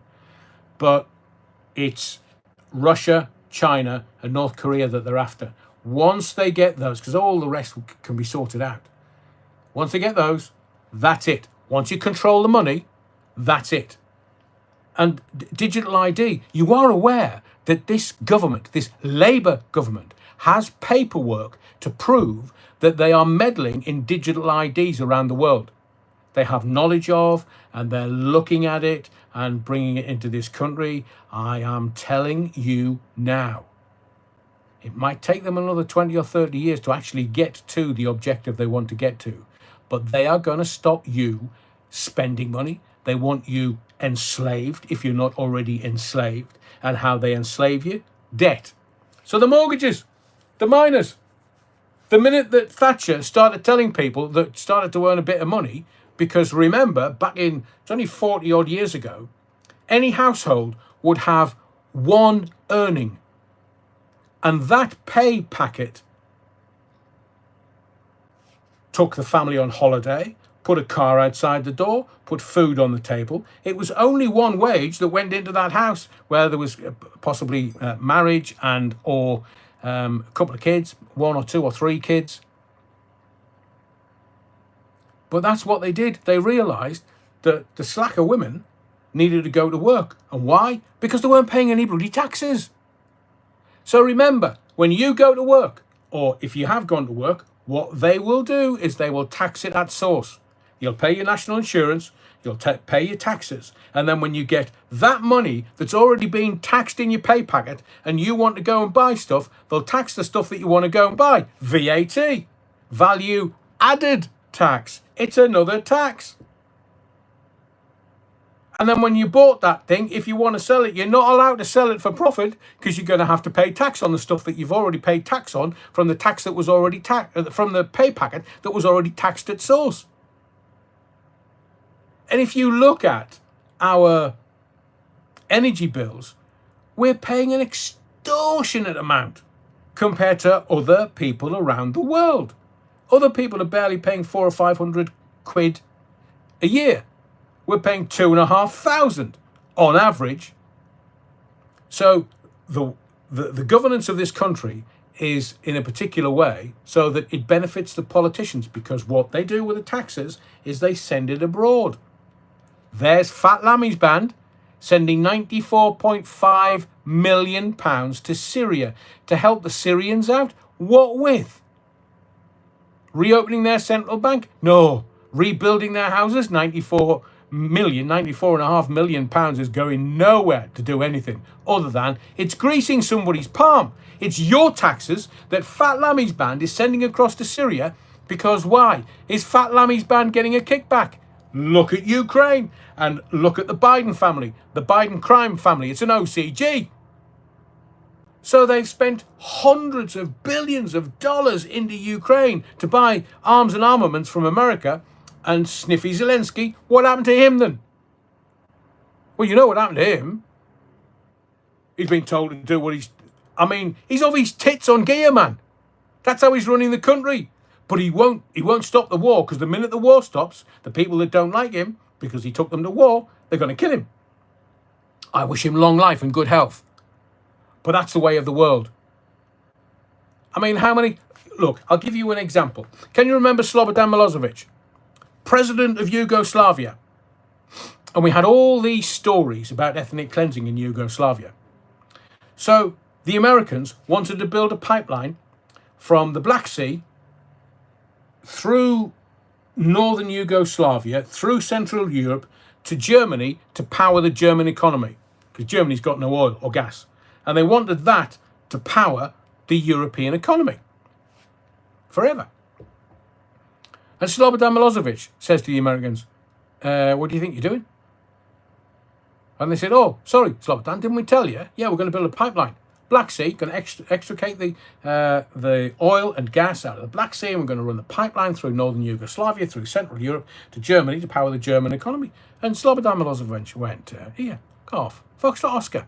You're not doing that in my country. I run my country. I decide what's going on in my country. And so you lot can sling your hook. And the Americans went, all right. Okay.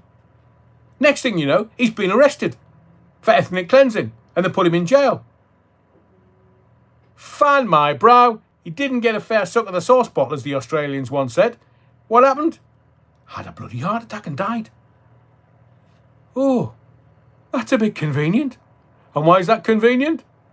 Because there's nobody to stop the Americans building the pipeline from the Black Sea. I think it's the Black Sea, it wasn't the Caspian Sea. That went down to a warm water port in Pakistan. So it goes through, but it hasn't really... I don't think they've built the pipeline for whatever reason. But now that the Russians have got Crimea, and please tell me if I'm going a bit... that's really good, Ian McGee. Fat Lammy's gastric band. Brilliant. Tell me if I'm going too quick for you, because there's a lot of information tonight. And this is just literally, I'm not scripting, this is off the top of my head.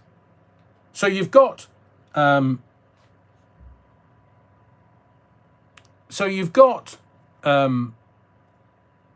this geopolitical manoeuvring where you do as you're told. If you don't do as you're told, you're either going to die or you're going to be removed. That's what the World Economic Forum is a front for. Controlling everyone. So why is the World Economic Forum controlling Australia and New Zealand and Canada? And that's why Mark Carney is a wet puppet. He's being put in there because he's going to do as he's told.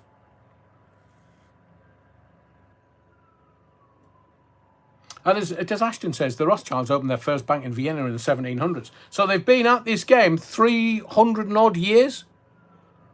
They don't care how long it takes because they've got pretty much hundreds of central banks under their control now. They just need another 6, but 5 really, because Iran is almost under their control. And they're Jews. So they can tell Israel what to do. If they don't tell Israel what to do. So Netanyahu, he's being manipulated. Netanyahu thinks he's in control. How do we end shite, man? He can't stop being a war prime minister, because when you're a war prime minister, nothing can happen. They can't take you to court, put you in court, because they want him for corruption. They want him for all kinds of stuff that he'll spend possibly the rest of his life in jail and die in jail. He don't want that. He wants to stay as the war prime minister, and the longer he's war prime minister, he stays out of jail.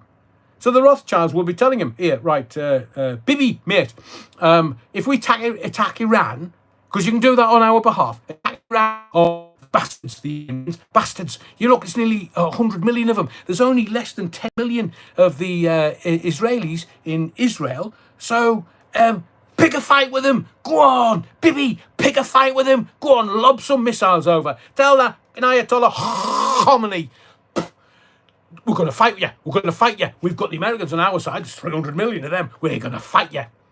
Well, why are you going to fight us, Bibi? We don't need to fight you. Yes, you do, because the Rothschilds have told me I need to fight you so that they can get your central bank. Can you not see the grift? The answer is hidden in plain sight. So whenever Bibi Netanyahu opens that, how can you tell when a politician's lying? Their lips move. So when he starts going, oh yeah, Holocaust this and oh that, and the bloody Arabs and this and Iranian and the who can't have them having nuclear warheads. They haven't got nuclear warheads, you're wrongin'. They're nowhere near. And now it comes out in the papers a few days ago. Well, Iran's over 2 years away from having nuclear warheads. So why are you fighting them then? A bit like weapons of mass destruction, Tony Blair. Clear and present danger, quote, 45 minutes, quote, and they get into Iraq, and poor Saddam, he hasn't got any weapons of mass destruction. But Dr. David Kelly told the government, that's why they, Epstein, Dr. David Kelly. What, really? You believe what you read in the newspapers? How do we end shite, man? That's what this channel's for. Telling you truth. Was Hitler a Rothschild? Rothschild got the German central bank, and they fund. Is got to be very careful. Who was it that asked Sam? I think he was controlled. Because can you not ask yourself a question? Let's have an adult question and an adult answer. The question is this: how did Germany manage to manage their war machine so they were literally taking over the whole of Europe? They couldn't make enough ordnance. So how did Hitler manage to invade everywhere and have the ammunition or ordnance, if you wish, to be able to take on everybody? That's why him taking on the Russians was a folly for him. He thought he could do it, but he was off his tits on meth or something. But by the end, I think he was doing speed and he was doing stuff. And you can see him. There's video of him, I think, at the Olympics, where he was literally rocking and off his tits on gear. Even his internal, some of his German generals wanted him dead. But it wasn't until he took on the Russians. And you'll notice that this is never, ever, ever put into the mainstream media. 25 million Russians, 25 million Russians were killed in the Second World War. We barely lost 500,000 in this country, 25 million. And you know that the Germans exterminated 12 million Russians. They exterminated 5 million gypsies. And you ask AI, seemingly AI, Grok particularly, that is Elon Musk's version of AI, you ask about how many Jews were killed, exterminated by the Germans in the Second World War. You won't get an answer. It won't say anything. It won't spit anything back out.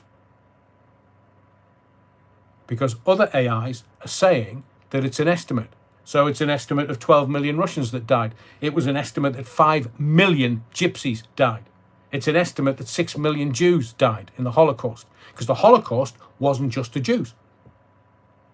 It was the gypsies. It was anybody that Hitler wanted rid of. And look, what Hitler did, he recognized that the Jews had the money. They had the gold and they had the money. He wanted that money and he wanted that gold. But who had the power? Freemasons. So that's why he targeted the German Freemasons.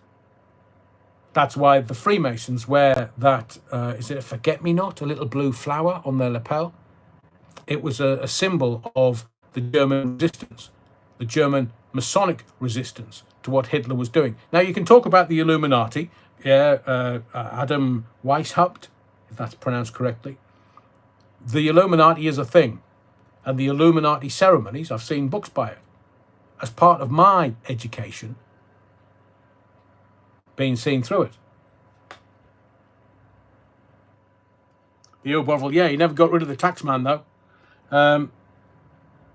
Dale Steele says, I'm sure I saw a documentary that said morphine, but you're right about the meth. Well, the morphine would have been a painkiller. I think because of some of the injuries he got in World War One, because didn't he have, he had, not shrapnel, he had, oh man, what do they call it? It's the mental aversion to the blast stuff. Stephen King, The Brotherhood. Yes, I've read that, Mike. I read that 20 odd years ago. Tim says that was Goring. Yes, Terry Wookford. He kind of had PTSD from being in the trenches of the First World War. So he was treated in some mental asylum for PTSD. And in the end, he was just literally off his tits on gear. But then, the church, this is fact, do your own research. Grey Wolf, the book, find it, read it, it'll take your breath away. So all the Nazis got out of Germany via Italy and the Vatican, who helped them forge their passports and get them out of Europe down into South America, where Hitler lived after the Second World War, only dying in 66 in the mid-1960s. So history is a lie, just to control you. Hitler and some of his trusted generals got out of, Hitler got out of Germany via a U-boat. I think he went up into Scandinavia and then got a U-boat out over into Argentina and Chile, where he spent the rest of his days. And you had one or two left to go on show trials at Nuremberg, but most of them got out of Germany. And it was the Catholic Church, the Pope and Catholic Church, that facilitated their getting out of Germany into South America. That's never talked about. That'll be in the bloody Vatican archives when they eventually release that, when the aliens land and everybody goes, oh, hang on a second, so little green men. So it wasn't God then, was it? So what did the Catholic Church do? Let's have a look at what's going on under St. Peter's Basilica. Mate. So, yeah, the Third Reich, Reich just means way. So Des Ashton's saying the Fourth Reich, the fourth way. Ray Norton, being shadow banned again. Ray, it might be just the words that you're saying, because what they do is they monitor everything that's typed. So if you've got any words that you want to get past the YouTube ban, because as I say, my hands are here, I'm not touching anything. You got maybe just break the word up. Alan says Hitler looked like Gregory Peck. Don't tell Gregory Peck that, because it's the mustache. It is the mustache. And the intelligence services will tell you when they're doing their thing, and I can't tell you how I know this, because I went on, let's just say, we'll call it Operations one night. Terry will know what I'm talking about. So we went, hang on, let me,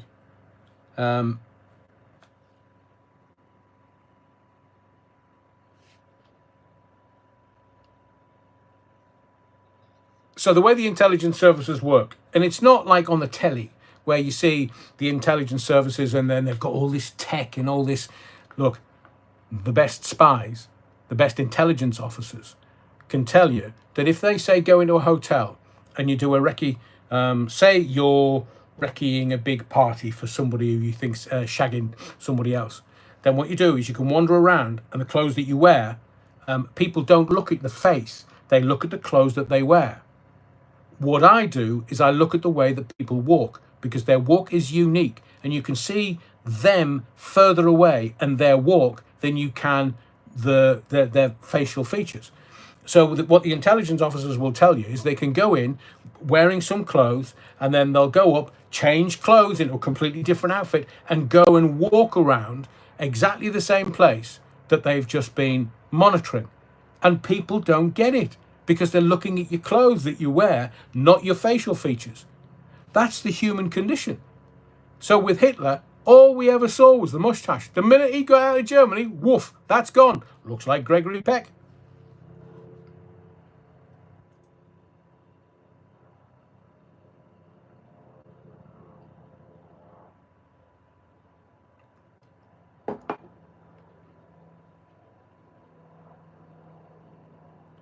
Yeah. Thank you for helping Ray out, Alan. It's just easy. You just the really important words, the banned words, you just reverse them. It took several German subs up to 3 weeks to surrender. Some never did. Where did they all go? South America, the Bovril. That's where they all went. And that's why hunting Hitler on, was it the History Channel? I mean, it was fabulous. It was absolutely fabulous. And I have a copy of that I watch every now and again. Seemingly, Patagonia is a lot like Bavaria. It is hilly, and militarily you can see people that are coming anywhere near your house, up the roads, or even in the jungle. So Patagonia, gait recognition. Exactly, Lauren. People have very distinct ways of walking. If you look at, for example, Vladimir Putin. Vladimir Putin walks a particular way because he was he Spetsnaz, or was he just a specialist intelligence officer? But he always carried a massive gun in his jacket. So now he's walked that way for so long, that's how he walks. So you can tell his walk, and that's why they very rarely show you Vladimir Putin walking. Because his gait, his walk is very, very individual. And there is a thing called schizophrenic gait. The schizophrenics have a special way of walking. I'm not going to go into too more detail because I'm not talking about anybody specifically yet, but schizophrenic gait is a thing, and you can tell people by their walk. And I can spot somebody from behind, from the front, from miles away, because you can see how they're walking. If you run Hitler without hair in AI, he looks like Aleister Crowley. Really, Andrew James? That's very interesting. Adam Whale says it was how he used to carry a rifle. I know. So Putin has a very unusual and specific walk to him. I mean, so Hitler got away with it. He just shaved his mustache off. And hunting Hitler, when they were doing investigations in Germany and Argentina and Chile and South America, the locals didn't want to talk about it because the locals knew. Everybody knew.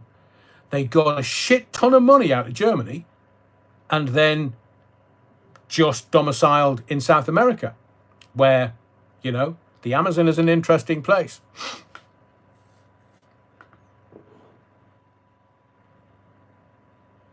Neil Cunningham, they must have had difficulty identifying Stephen Hawking then, or rather the person that was pushing his wheelchair. Look, he made it to Epstein Island. How the bloody hell does that work then? Can't. No, I'm not going to go down that route.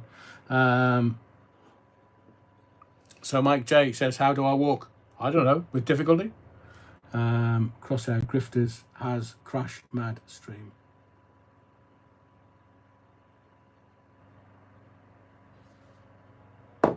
So, but again, history is unkind to you. It lies to you. And that's why never, ever, ever throw a book out. Never, ever, ever burn a book or throw it out or get rid of it at all.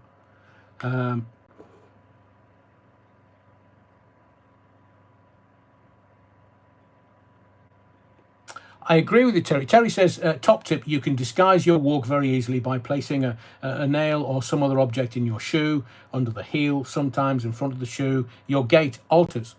I agree. I agree. There's nothing worse than having to do a long walk with like a pebble in your shoe or something.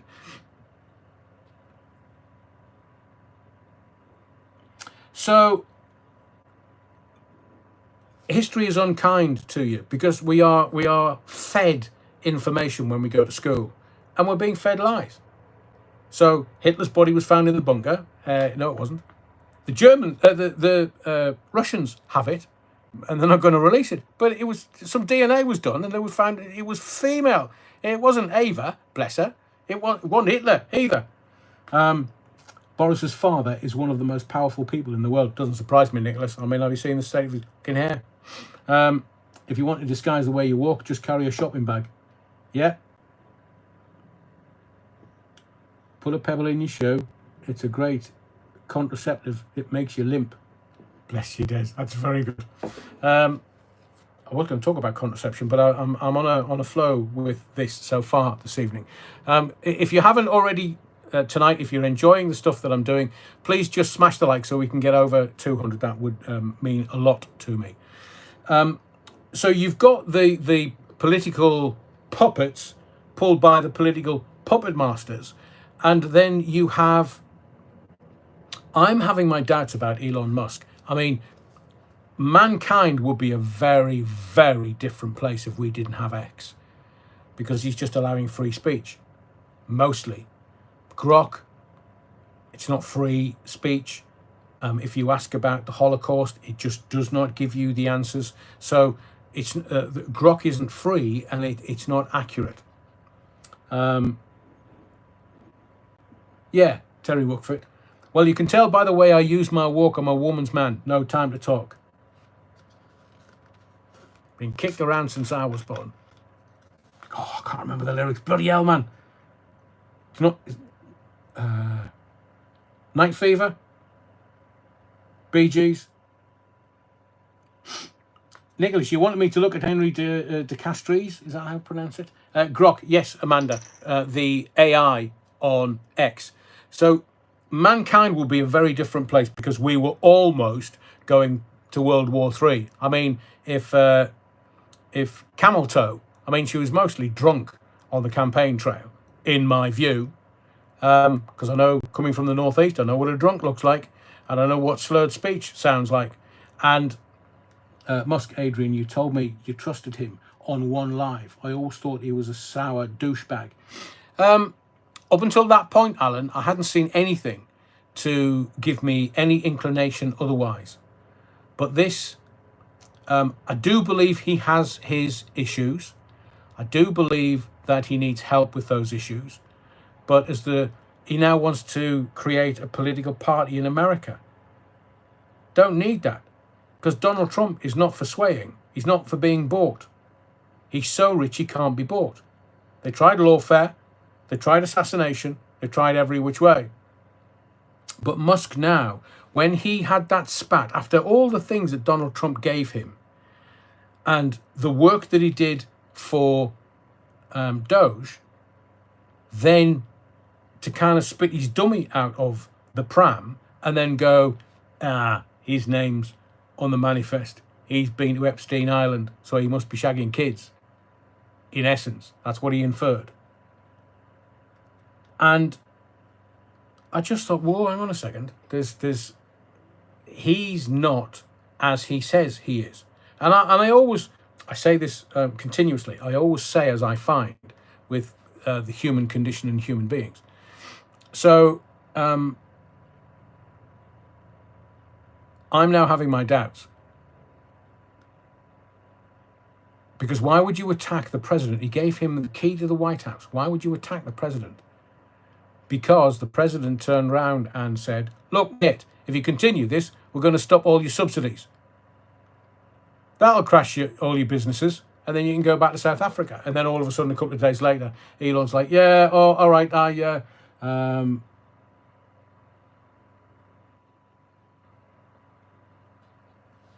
Tracy, I'm so sorry to hear that You're hungover, man. Well, Saturday was Saturday. And do you know it's going to be, just as a little aside, we're going to go back to the heat wave this week. It's going to be up to 30 odd degrees.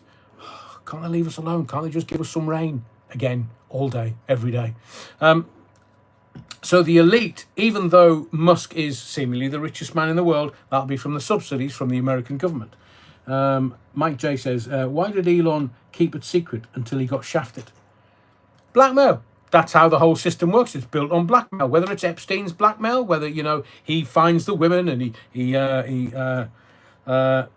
ends up with a politician shagging the little girl. So you've got other people that have been to Epstein Island numerous times that have not even been named because they're using their money to blackmail other people. And then you have the Diddy parties, which had royalty attend those. Oh, I say, has my camera gone a little out of focus? It might be humidity because yeah, it does a bit. Because the dark's come in. Maybe, hang on a second. Let me just move this. Let me see if I can. Yeah, it does seem like there's a haze on the camera. Hang on. I don't know whether it's the light or what it is. I apologise for that. We'll have a look at that. But thank you, Tablock Tracy. And I do hope the recording career is going absolutely spiffing. Tablock Tracy has taken a little career break, and she's now making music. Tablock Tracy, if you give me the name of your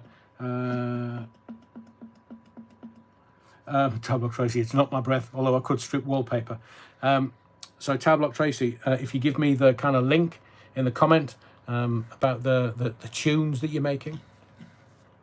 Try clearing the front camera. Hang on a second.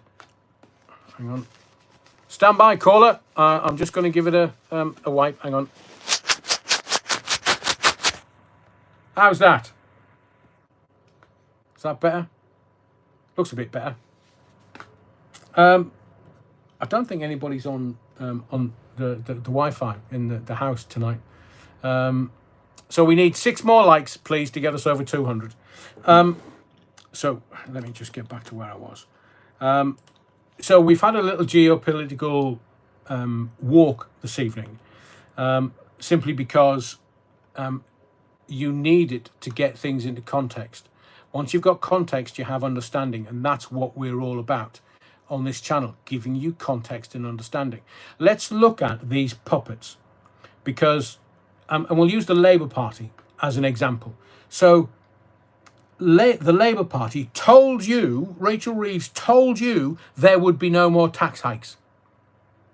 And remember how this works. Now, I know I'm telling me Gani out to suck eggs here, but the way that this works is they tax you to the hilt. They tax you as much as they can without you kicking off or having the peasants revolt in 1300 and odd, or the miners' strike in the 80s, because they need to control you. You need to do as you are told. You just need to keep working, pay your taxes, your national insurance, and then they'll spunk all that money abroad so that it comes back into their pockets. They don't want to be millionaires now. They want to be billionaires, because millionaires is a nothing. Anybody can be a millionaire, but billionaires is where it's at. 50 years ago, everybody wanted to be a millionaire because that's where it was at. Millions brought you like untold wealth. But now you get, thank you, Alan, you get a million, doesn't even buy you a house in London now. So that's where they're at with stuff. They need to tax you. They gave you a promise. What's her face? Rachel from accounts gave you her word that she wasn't going to bring in any more tax hikes.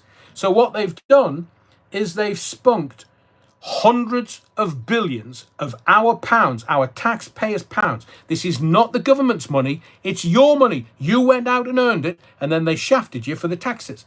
So what are they doing? They're spunking it all over the world. And can you imagine this melting pot of money? Because if we're doing it, France is doing it, Germany's doing it, all of the European nations are doing it. United States Agency for International Development did it to the tune of hundreds of billions of dollars. I mean, look at what they did with Israel, setting up the fight with Iran. And why did they do that? Because the Rothschilds want the Iranian central bank. That's why they gave Israel $110 billion for now, just giving them. Bibi Netanyahu went over to America and said, oh, yeah, we're just Israel and we're such a small country and we need help. So give me your bloody money. Give me your money. Show me the money. Show me the bloody thing. Bloody thing. Show me the money. And what did America do? They gave Israel $110 billion free gratis, so long as they bought military hardware. But $110 billion. That's bigger than the GDP of some small countries. So what did Israel do with it? Oi, Iran, take that, you tarts. Oh, I say, Israel are bombing Iran. Why would they do that? Ah, they're bloody Arabs. They're bloody Arabs. Muslims, Arabs, gotta die, gotta die. Well, no, they just want the central bank in Iran. And Bibi wants to stay as a war prime minister. But have you noticed how war has become jaw since like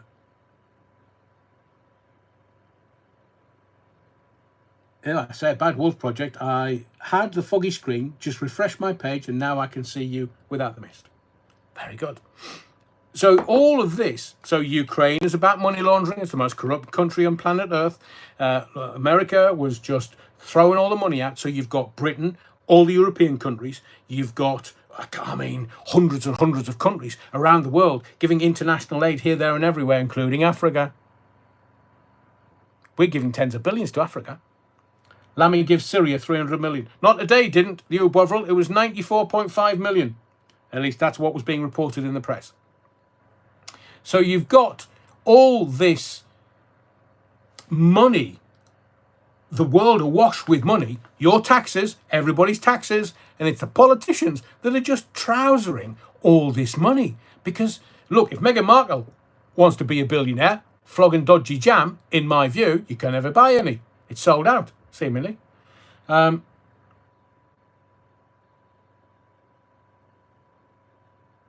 is not an Arab country. Persians. Well, you know what they did to the Persian Empire, don't you? Yeah. So the Ottoman Empire, the Turks, that's what World War I was about. Getting rid of the Ottoman Empire. The Turks run a whole swathe from Asia all the way through Europe. The Ottomans controlled everything. But Persians, all right, they're going to flatten them. Don't matter who they are, they're all going to die. Because Israel, the Rothschilds, want their central bank. And it's interesting that people now are trying to talk about this on YouTube, but they don't understand it. So they're just going, it must be for the central banks. So they're breaking it all down to like one sentence. And that one sentence means absolutely. Goal. Politics, glitter and guillotines. End game. Tablock Tracy, you are correct. Didn't Iran get Genghis Khan? Yeah, well, I remember as a young guy watching the Ayatollah Khomeini take over Iran, and they got rid of the ruler at the time. Look, I can see him, but I can't remember his name. 600 million, reference LBC. As Fat Lammy's gastric band, given 600 million according to LBC to Syria. 94.5 report in the press. Thank you, Mike. The Shah of Iran. I remember him. I can see him in my mind's eye. So they deposed the Shah of Iran, all that, almost royalty. And then Ayatollah Khomeini came in and went, right, lads, we're in charge now. We're the Persians and we don't give a shit. So just kill him. Just kill him. But now he's an old boy, the Ayatollah Khomeini. And Alan says, Iran used to be a fabulous country. Miniskirts and Jensen interceptors. Oh, now you're talking a car, you're wrong. And that's a proper car. Jensen interceptors. Oh, like shit off a shovel. So it's this manoeuvring and this regime change has gone on for decades and decades and decades. And look, if you look at Europe, they just want us to do as we're told. But they go, Oscar. So this Labour Party, let's get back on track. This Labour Party are spunking money left, right and centre. £3 billion a year to Ukraine for the next 100 years. That would have paid for the winter fuel payments. Look what they did to our pensioners. They're abjectly evil, these idiots. They're just taking orders from other people. Don't know why I pointed up there. God, maybe. But don't communists not believe in any kind of God? So aren't the Labour Party communists, Marxists? So they don't believe in a God. So how is bloody Sir Keir Starmer married to a Jew? So his missus is the lady, Victoria Starmer. She's allowed to believe in, well, she's kind of Judaism light. Because there's loads of different forms. You are aware there's loads of different forms of Judaism. So the Jews have even got like 4 that I'm aware. Let me think. There's the Frummers, Black Hats, Ringlets. They're the kind of the top people who believe God's going to smite you down and we are God's chosen people, so you can foxtrot Oscar. And then you've got United underneath that, where you still can't have men and women worshipping God in the same synagogue, in the same parts of the synagogue. So the women go upstairs, men are downstairs. That's United Judaism. And then you have Reform Judaism, which is like, you know, everybody's friendly. And I mean, they all are friendly because the Jewish nature is very warm and welcoming in my experience. I would tell you if it wasn't. And they, it's so some of the Jews who are Jews by birth, the female line, Judaism is as confusing to them as it is to us, because there's things that you can't do. You've got to be kosher, so you can't have meat and fish using the same cutlery, or because some rabbi said, oh, you can't have cloven hoof stuff, you can't eat pork, you can't eat this, and you can't do that, and everybody's trying to do the right thing within Judaism, but it gets terribly confusing. Even for those that are Jews themselves. And so you've got Frummers, Black Hats, Ringlets, God's chosen people, and then you've got United, then you've got Reform, and then you've got kind of Judaism light, where it's just a little bit Judaism, but I can't remember the name for it. So there's 4 different kinds of it. That's where you just think they're all the same. So that's why Bibi Netanyahu is controlling Israel. Well, the Rothschilds are controlling Israel, if you want the truth. So they all believe in a God, their God. Not allowed to say the word God. In Judaism, you're not allowed to say the word God. You're not even allowed to pronounce his name. You're not allowed to write his name. Yahweh, the gematria of Judaism is highly complex, and a study that could last your whole life. And the gematria of Hebrew is, I mean, it's mind-blowing. But again, it's another education. I look at it and I'm keen to understand. But you have these non-God believers, because that's what they are, in the Ozempic Palace in London, where they're just shafting you for taxes. They literally are screwing you to the ground because they know that we're accepting people. We are, as in, you know, the amorphous mass that is the Brits, or the English, if you wish. Because I was having a conversation yesterday. The Welsh, the Scots, and the Irish, ginge. So the true Brit actually is ginge. I did say to them, hang on a second, I'm red-headed, brown-eyed. So where did the redhead get the blue eyes from then? Oh, I don't know. Another conversation for another time. But these, how can I say this delicately? They're not God-fearing. They're not interested in God. They don't go to bloody church. I mean, if a Labour politician goes to church, they'll probably fry in hell. Because communism doesn't acknowledge any God. They're atheist. That's why Russia is so confused. Russia atheist because they're communist. They've still got churches, the Orthodox Church. And the Orthodox Church owns a bit of Jerusalem where Jesus once walked. Yeah, that was very funny, Ray. So Paul McCaughey says, apologies, Paul, I hope I pronounced that correctly. Labour haven't even started with their tax rises yet, back to the 70s. So remember, they made you a promise. Nigel Farage blasts Badenoch aid over claims Tories have... We'll get to those idiots. Because I think Farage is going down the same route as Elon Musk, metaphorically. So these atheists, agnostics at best, they're setting up another high tax grab of the middle classes. And they told us, no, we're not going to increase your taxes. No, we're not going to do that. So we are almost at the end of the parliamentary season. You have to understand that it ends the end of July, and then they come back in September when they've had 6 months off, just buggering about, doing absolutely bugger all. But the reason why they come back in September is it's conference season. So Starmer is staying out of the limelight, out of the country. Ginger Growler's taking PMQs. I mean, Jesus. Somebody just needs to say to her, here, gobshite, shut the fuck up and sit down. Put a politician there that knows what they're actually saying. Because Deputy Prime Minister actually has special projects. She said, and I'm paraphrasing, we're going to build 1.5 million homes. So she had to get straight on it. I know what's coming in a couple of years. We might have been a bit ambitious with that number. We haven't built anywhere near as much as that.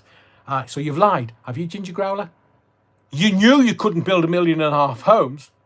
We didn't have the people, unless everybody coming across in the dinghies are suddenly chippies and brickies and labourers and everybody that could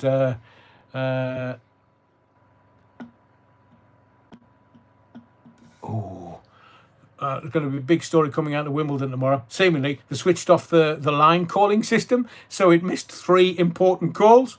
Oh, I say, someone switched the switch by mistake, and, well, we've gabbed up. Yeah, well, you can start apologising and give us all free strawberries. Les Griffiths makes a very good point. What happens when the taxed have nothing left to tax? They don't care. You can die for all they care. They're just cash cows. We'll have more. We'll get more Muslims to knock out kids. They'll keep the boys and they'll drown the girls. Has happened. Before you start saying anything, well, they're marrying their cousins, aren't they? So Don Wigley says, I'm atheist. Am I welcome here? It's a broad body of the Kirk. Just if anybody gets struck down by lightning, Dom, it might be you. We'll put flowers on your grave. Don't you worry. We're nice like that, with a bit of Battenberg and altar wine. So we'll all have a party. The wake will be Battenberg and altar wine. So if anybody hears any bolts of lightning entering the church, it's Dom. He's an atheist. I'm only joking, Dom. So the reason why Starmer is making himself very scarce is he gets to the end of parliamentary season in July. It's only another couple of weeks, if that. And then they've got all summer off, and then they start at the conference in September, and he'll just talk some other bullshit. So then he's nearly 2 years in, well, a year and a half in. He's only just done a year, but by the time you've done another 4 months with absolutely doing nothing, he'll be away abroad with... won't be with his wife and kids. I mean, he went to Madeira, and I told you this before. I've been to Madeira and did all the stuff that he wanted to do with his kids. Bless him. I will tell you that if ever you've got constipation, just go and try and land an aircraft on Madeira's main runway, because it's about 6 inches long. Yeah, girls, that's 6 inches. Sorry, that's a foot long. So how on earth, and he used a commercial flight to go out to Madeira. Literally, the pilots have to have special training. You come into that, you just literally get that on the floor, the aeroplane I'm talking about, like a sack of spuds. Get it on the floor as quick as you can, otherwise you'll drop off the edge and kill everybody. So the atheists in the Labour Party, they don't care about you. Just do as you're told. Look, we've got all young men fighting age. There's going to be a war in this country. Don't you worry. Because you'll be told what to do. Give me your taxes. Look, we've got to support all the Muslims. They're all on benefits. 50% of them are on benefits. Your taxes going to pay for their living and the houses. And then all these men are coming across and what they're doing now. They're now saying to private landlords, right, we need to get them out of the hotels because, in essence, they need to show you that they're doing something about it. We need to get them out of the hotels and we need to get them into private rental accommodation. So they're giving them free houses for nout. And they're saying to the landlords, the private landlords, right, we'll take a contract of 6 years and we'll do all the repairs. We'll pay on time. We'll pay up front if we need to. Just give us the accommodation. And they're going to put them in a private accommodation, which means the English, the Scots and the Welsh, they're going to lose their rental accommodation because the private landlords know that the government will pay through the nose for it. So they will up the rents until you can't afford it. And you say to the landlord, there's your keys back. We're going to move on to some accommodation elsewhere. And then they put the bloody illegal immigrants in the house. Honestly. Illegal Deliveroo riders taking pictures to lazy bastards. Correct, Alan?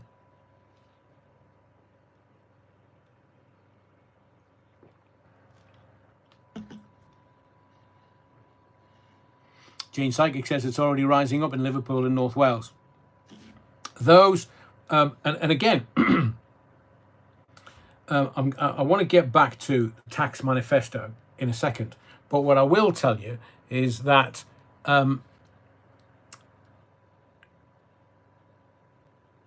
Jeremy Corbyn has said he's going to create a new political party. So the Labour Party under Jeremy Corbyn had over 600,000 members. This Labour government has just over 300,000 members. So under Starmer, the membership of the Labour Party has halved from where Jeremy Corbyn is. So if you look at hard left, it will be northeast, northwest, people will sign up in their droves. And then you've got Farage and Reform and other right-wing parties, the Rupert Lowe starting. So you've got the left squeezing the Labour Party. You've got the right obliterating the Tory Party and squeezing the Labour Party. You're going to end up with Labour, the party, disappearing. I will make this prediction. They will fare so badly at the next general election, whenever that is. You will have Jeremy Corbyn literally taking over Liverpool and the northeast, Newcastle and Sunderland and Hartlepool and Middlesbrough, the dyed-in-the-wool red wall north. That will go Jeremy Corbyn. Farage will take a lot of other seats around the country, so it will be a reform government. So the Tories are done. It doesn't matter what Kemi Badenoch does or says. She's gone. She's finished. And then you've got the Labour Party. And then politics in this country will change, because all Farage is going to do is just going to copy the Trump playbook. But he's also going to make you have private insurance for the NHS. He's going to kill off the NHS. And that's the jewel in the crown of this country. So Corbyn might be the saviour of the NHS. Farage, he's now saying they're not going to get rid of the illegal immigrants that have come into the country. What the for? Jezbollah, that's very funny. So you've got politics in this country changing completely beyond anything that we've known for hundreds of years. I mean, you had the Whigs, you had the Liberals at the beginning of the last century, of which Churchill was one. And Churchill actually turned the guns on his own people in this country because people were getting a bit pissed off and were saying, no, Churchill, no. So he just turned the guns on people of this country. People forget that. And now we're going to have Yes, Don Wigley, like the old Liberal Party. And then they became the Lib Dems, and then they became the Tory Party, because what's his face, who went on to be, he's in the Lords now. It's all, they're all just looking out for themselves. They don't care about you, so long as you're paying your taxes, and if you don't pay your taxes, you go into jail. And the taxes on the taxes on the taxes, and then they'll invent national insurance and VAT and other taxes on the money that you've already been taxed on. They don't care. They're laughing in your face like Fat Lammy's gastric band. He spends thousands on takeaways, fat bastard, and then he won't pay his taxi fare. And then they squash that story. They don't get the taxi driver in the press. They squash that story because that's the current government. And if they have another go at the current government, it might just crumble. In Fat Larry's gastric band case, it'll be an apple crumble. So I want to talk to you about the High Tax Manifesto. And this is where WEF controls everything. It's the United Nations. So you have the North Atlantic Treaty Organization, NATO, and to become part of NATO, you have to, preferred suppliers almost, you have to buy your arms and armaments from preferred suppliers.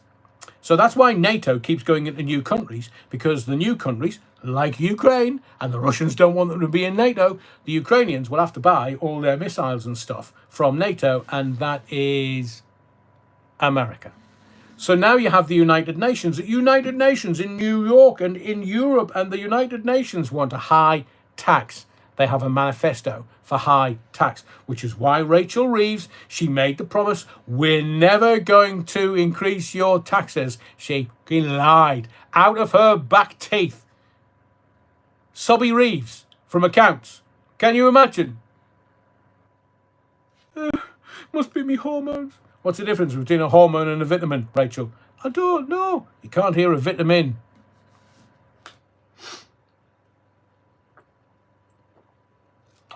So what's going on now? The left hand doesn't know what the right hand's doing. So are you aware of the severe commitment? And that's not severe as in difficult, challenging. Sevilla as in the place in Spain. Sevilla. Are you aware of the severe commitment? Google the fucker. Starmer's just signed it. They kept that out of the press. Not a single newspaper covered this. Not a single YouTube channel's covered this. Because it's dangerous. Do I give a flying? No. Because I want to bring you the truth. I want to give you understanding and a knowledge that is not being, I cannot get it out of the mainstream media. I read loads of shit so you don't have to. So Starmer has signed and will put into law in this country, which is why they're doing it just before they break up for the summer. What an evil bastard that man is. The severe commitment. Sevilla. Specific taxes on high net worth individuals. They want them out of the country. So the taxes are coming again: tobacco, alcohol, natural resources, including gas and oil, and pollution. So where's Ed Millipede? He's keeping his head down because he's screwing this country over for money. Or where's the money going, Ed, mate? Is it going into your trouser pocket, or is it going into companies that, you have an interest in, mate? Net zero, my hairy arse. The earth knows what it's doing. So you think that this big blue ball that's hurtling through space, and you have no proof that that is actually thus, it's hurtling through space, and it's not by design, it's by, Adrian, it's one of those things, it was called the Big Bang. So tell me, what did the Big Bang come from? Oh, well, we're hurtling through space and we're going like a corkscrew. We're not actually, going elliptical. We're going like a corkscrew. Ed Millipede is a fool. Get his ukulele out and shove it up his arse. He's a fool. And he's ruining this country. So let me tell you what the severe commitment means. And this is why I believe that Starmer and his government are abjectly evil. Evil. The severe, look, maybe I'm not pronouncing it, Sevilla, however you pronounce it. The severe commitment means it will be harder for any future government to reverse Labour's tax hikes. I'm going to say that to you again. This agreement that Starmer has signed on behalf of this country, without us knowing, without us having any foresight or foreknowledge, he's signed it and put into law in this country because it's an international treaty. So he doesn't have to run it by Parliament. It's an international treaty. That's how these evil cunts over in the World Economic Forum are getting around everything and shafting you. You don't think, look, they're not playing nice because you voted to Brexit. They're going to bend you over and they're going to stick a cock of immense proportions right up your derriere. And that's what they're doing it. That's how they're doing it. And Starmer is evil. Evil. You've never seen anything like this, man. He's evil. Aren't you getting this? Get this fucker out of power. Don't even wait. We don't need a general election. We just need the fucking king, Charles the Weak, to do something about it because he's in charge. And when he's in charge, he can do whatever he wants to his government. And he needs to get rid of Starmer because the people of this country, not only have they had enough, Charles needs to look at the 1300 Wat Tyler and the Peasants' Revolution. We've done it. So Starmer, because it's an international treaties, means he can sign it and it becomes law in this country. Evil, evil, evil. And what they've done is it means that any future government, doesn't matter what political hue it is, it probably will be reform. But reform will not be able to reverse Labour's tax hikes at any point in the future. So do you want to know who runs this country? The United Nations rules the UK. We are no longer a democracy. We never have been for decades, since that fucking pervert, Heath, him, Morning Cloud, his boat, took lots of trips into the English Channel. I wonder why. Never found the fucking bodies. So you've got, and I don't care about me Tourette's now, I've had enough, because this is the most important thing I'm going to tell you tonight. So this commitment means that the UN will run the UK, the United Kingdom. They will run it. NATO and the UN. We have no democracy in this country because we have no political parties that are willing to do for the best of this country and its indigenous population.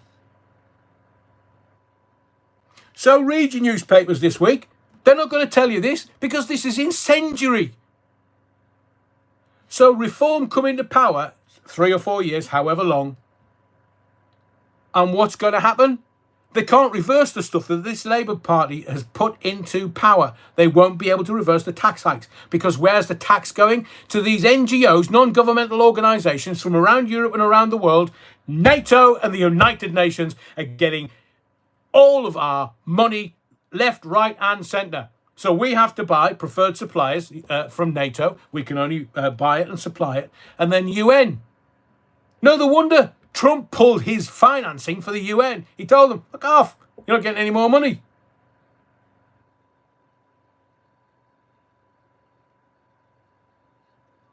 Thank you, Rich.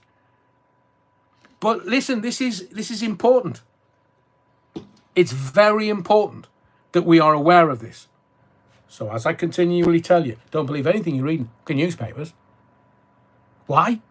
They're lying to you. They're controlling a narrative. Liars are liars are liars. They never will be telling the truth in any way, shape or form. Liars are simply liars. And the newspapers are the biggest liars going. Except the thing they never get wrong is the price on the front. So Rachel Reeves crying in the comments in the Commons the other day. 17 minutes before PMQs, the Tories alerted the Labour whips. Starmer, completely oblivious. Like, just indulge me.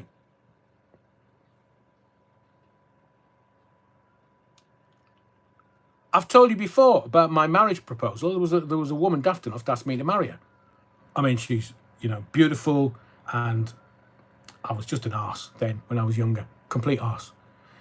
And she asked me to marry her. I was like, no. England are playing on the telly, man. Shut up, woman. And I heard the sniffles next to me, and I was like, what's going on with you? I've just asked you to marry me. It's a leap year, and you've said no.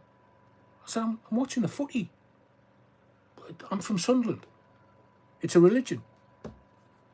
And so Starmer goes to PMQs, you know, Johnny Big Bollocks. He's standing there. She's sniffling and crying. Rachel from accounts is sitting on his left-hand side, sobbing her heart out. And he didn't notice. He was completely oblivious. Now, if Lord Ali had been there, Des Ashton, lies, damned lies and politicians, they all. Lauren Taylor, Logan's Run, was it 30? Well, we're all gone then. Soylent Green. Yeah, it was. Yeah, it was. No, 32, I think it was. You got a 32 and they just killed you off. But the people making those decisions and ruling everything was the old boys. Obviously being Epstein Island. So please don't. This is why we need to come together. This is why we need to spread the word. This is why we need to tell other people that this is here. I do the work in the background. And that's why the membership area is going to come. Because I'm not sure how much of this I can get out. But in the membership area, oh, you bet your sweet bippy. That's where the tasty stuff's going to be. And I won't hold back. So we've been going a couple of hours this evening. We have another live tomorrow night at 7:30. So the stuff I haven't done tonight, we will do tomorrow night. I promise you. So thank you for your likes. We got over 200. Thank you. I really appreciate that. Thank you for your subscriptions. Please make sure that you're subscribed. Jeremy Vine's interview is coming soon. We're going to put it into 3 parts, 3 consecutive days. So he talks about some very important stuff in the interview, and I'm very thankful for Jeremy for allowing me the interview. Nicholas says, Logan's Run has scarred me for life. It was a very scary movie. So thank you for your likes, your subscriptions, but most of all, your indulgence. Whatever you do, wherever you go, please stay safe, be well. Don't forget the Battenberg, and remember, it's not a program, it's a mission. And the mission continues tomorrow night, Monday night, 7:30. Be well. I'll see you there. I've got loads more to talk about, and we'll do it Monday night, 7:30. Thank you for being there tonight. Really enjoyed it, and all of your comments. And I will have a look through some of them as best I can tomorrow. See you tomorrow night, 7:30, Monday night.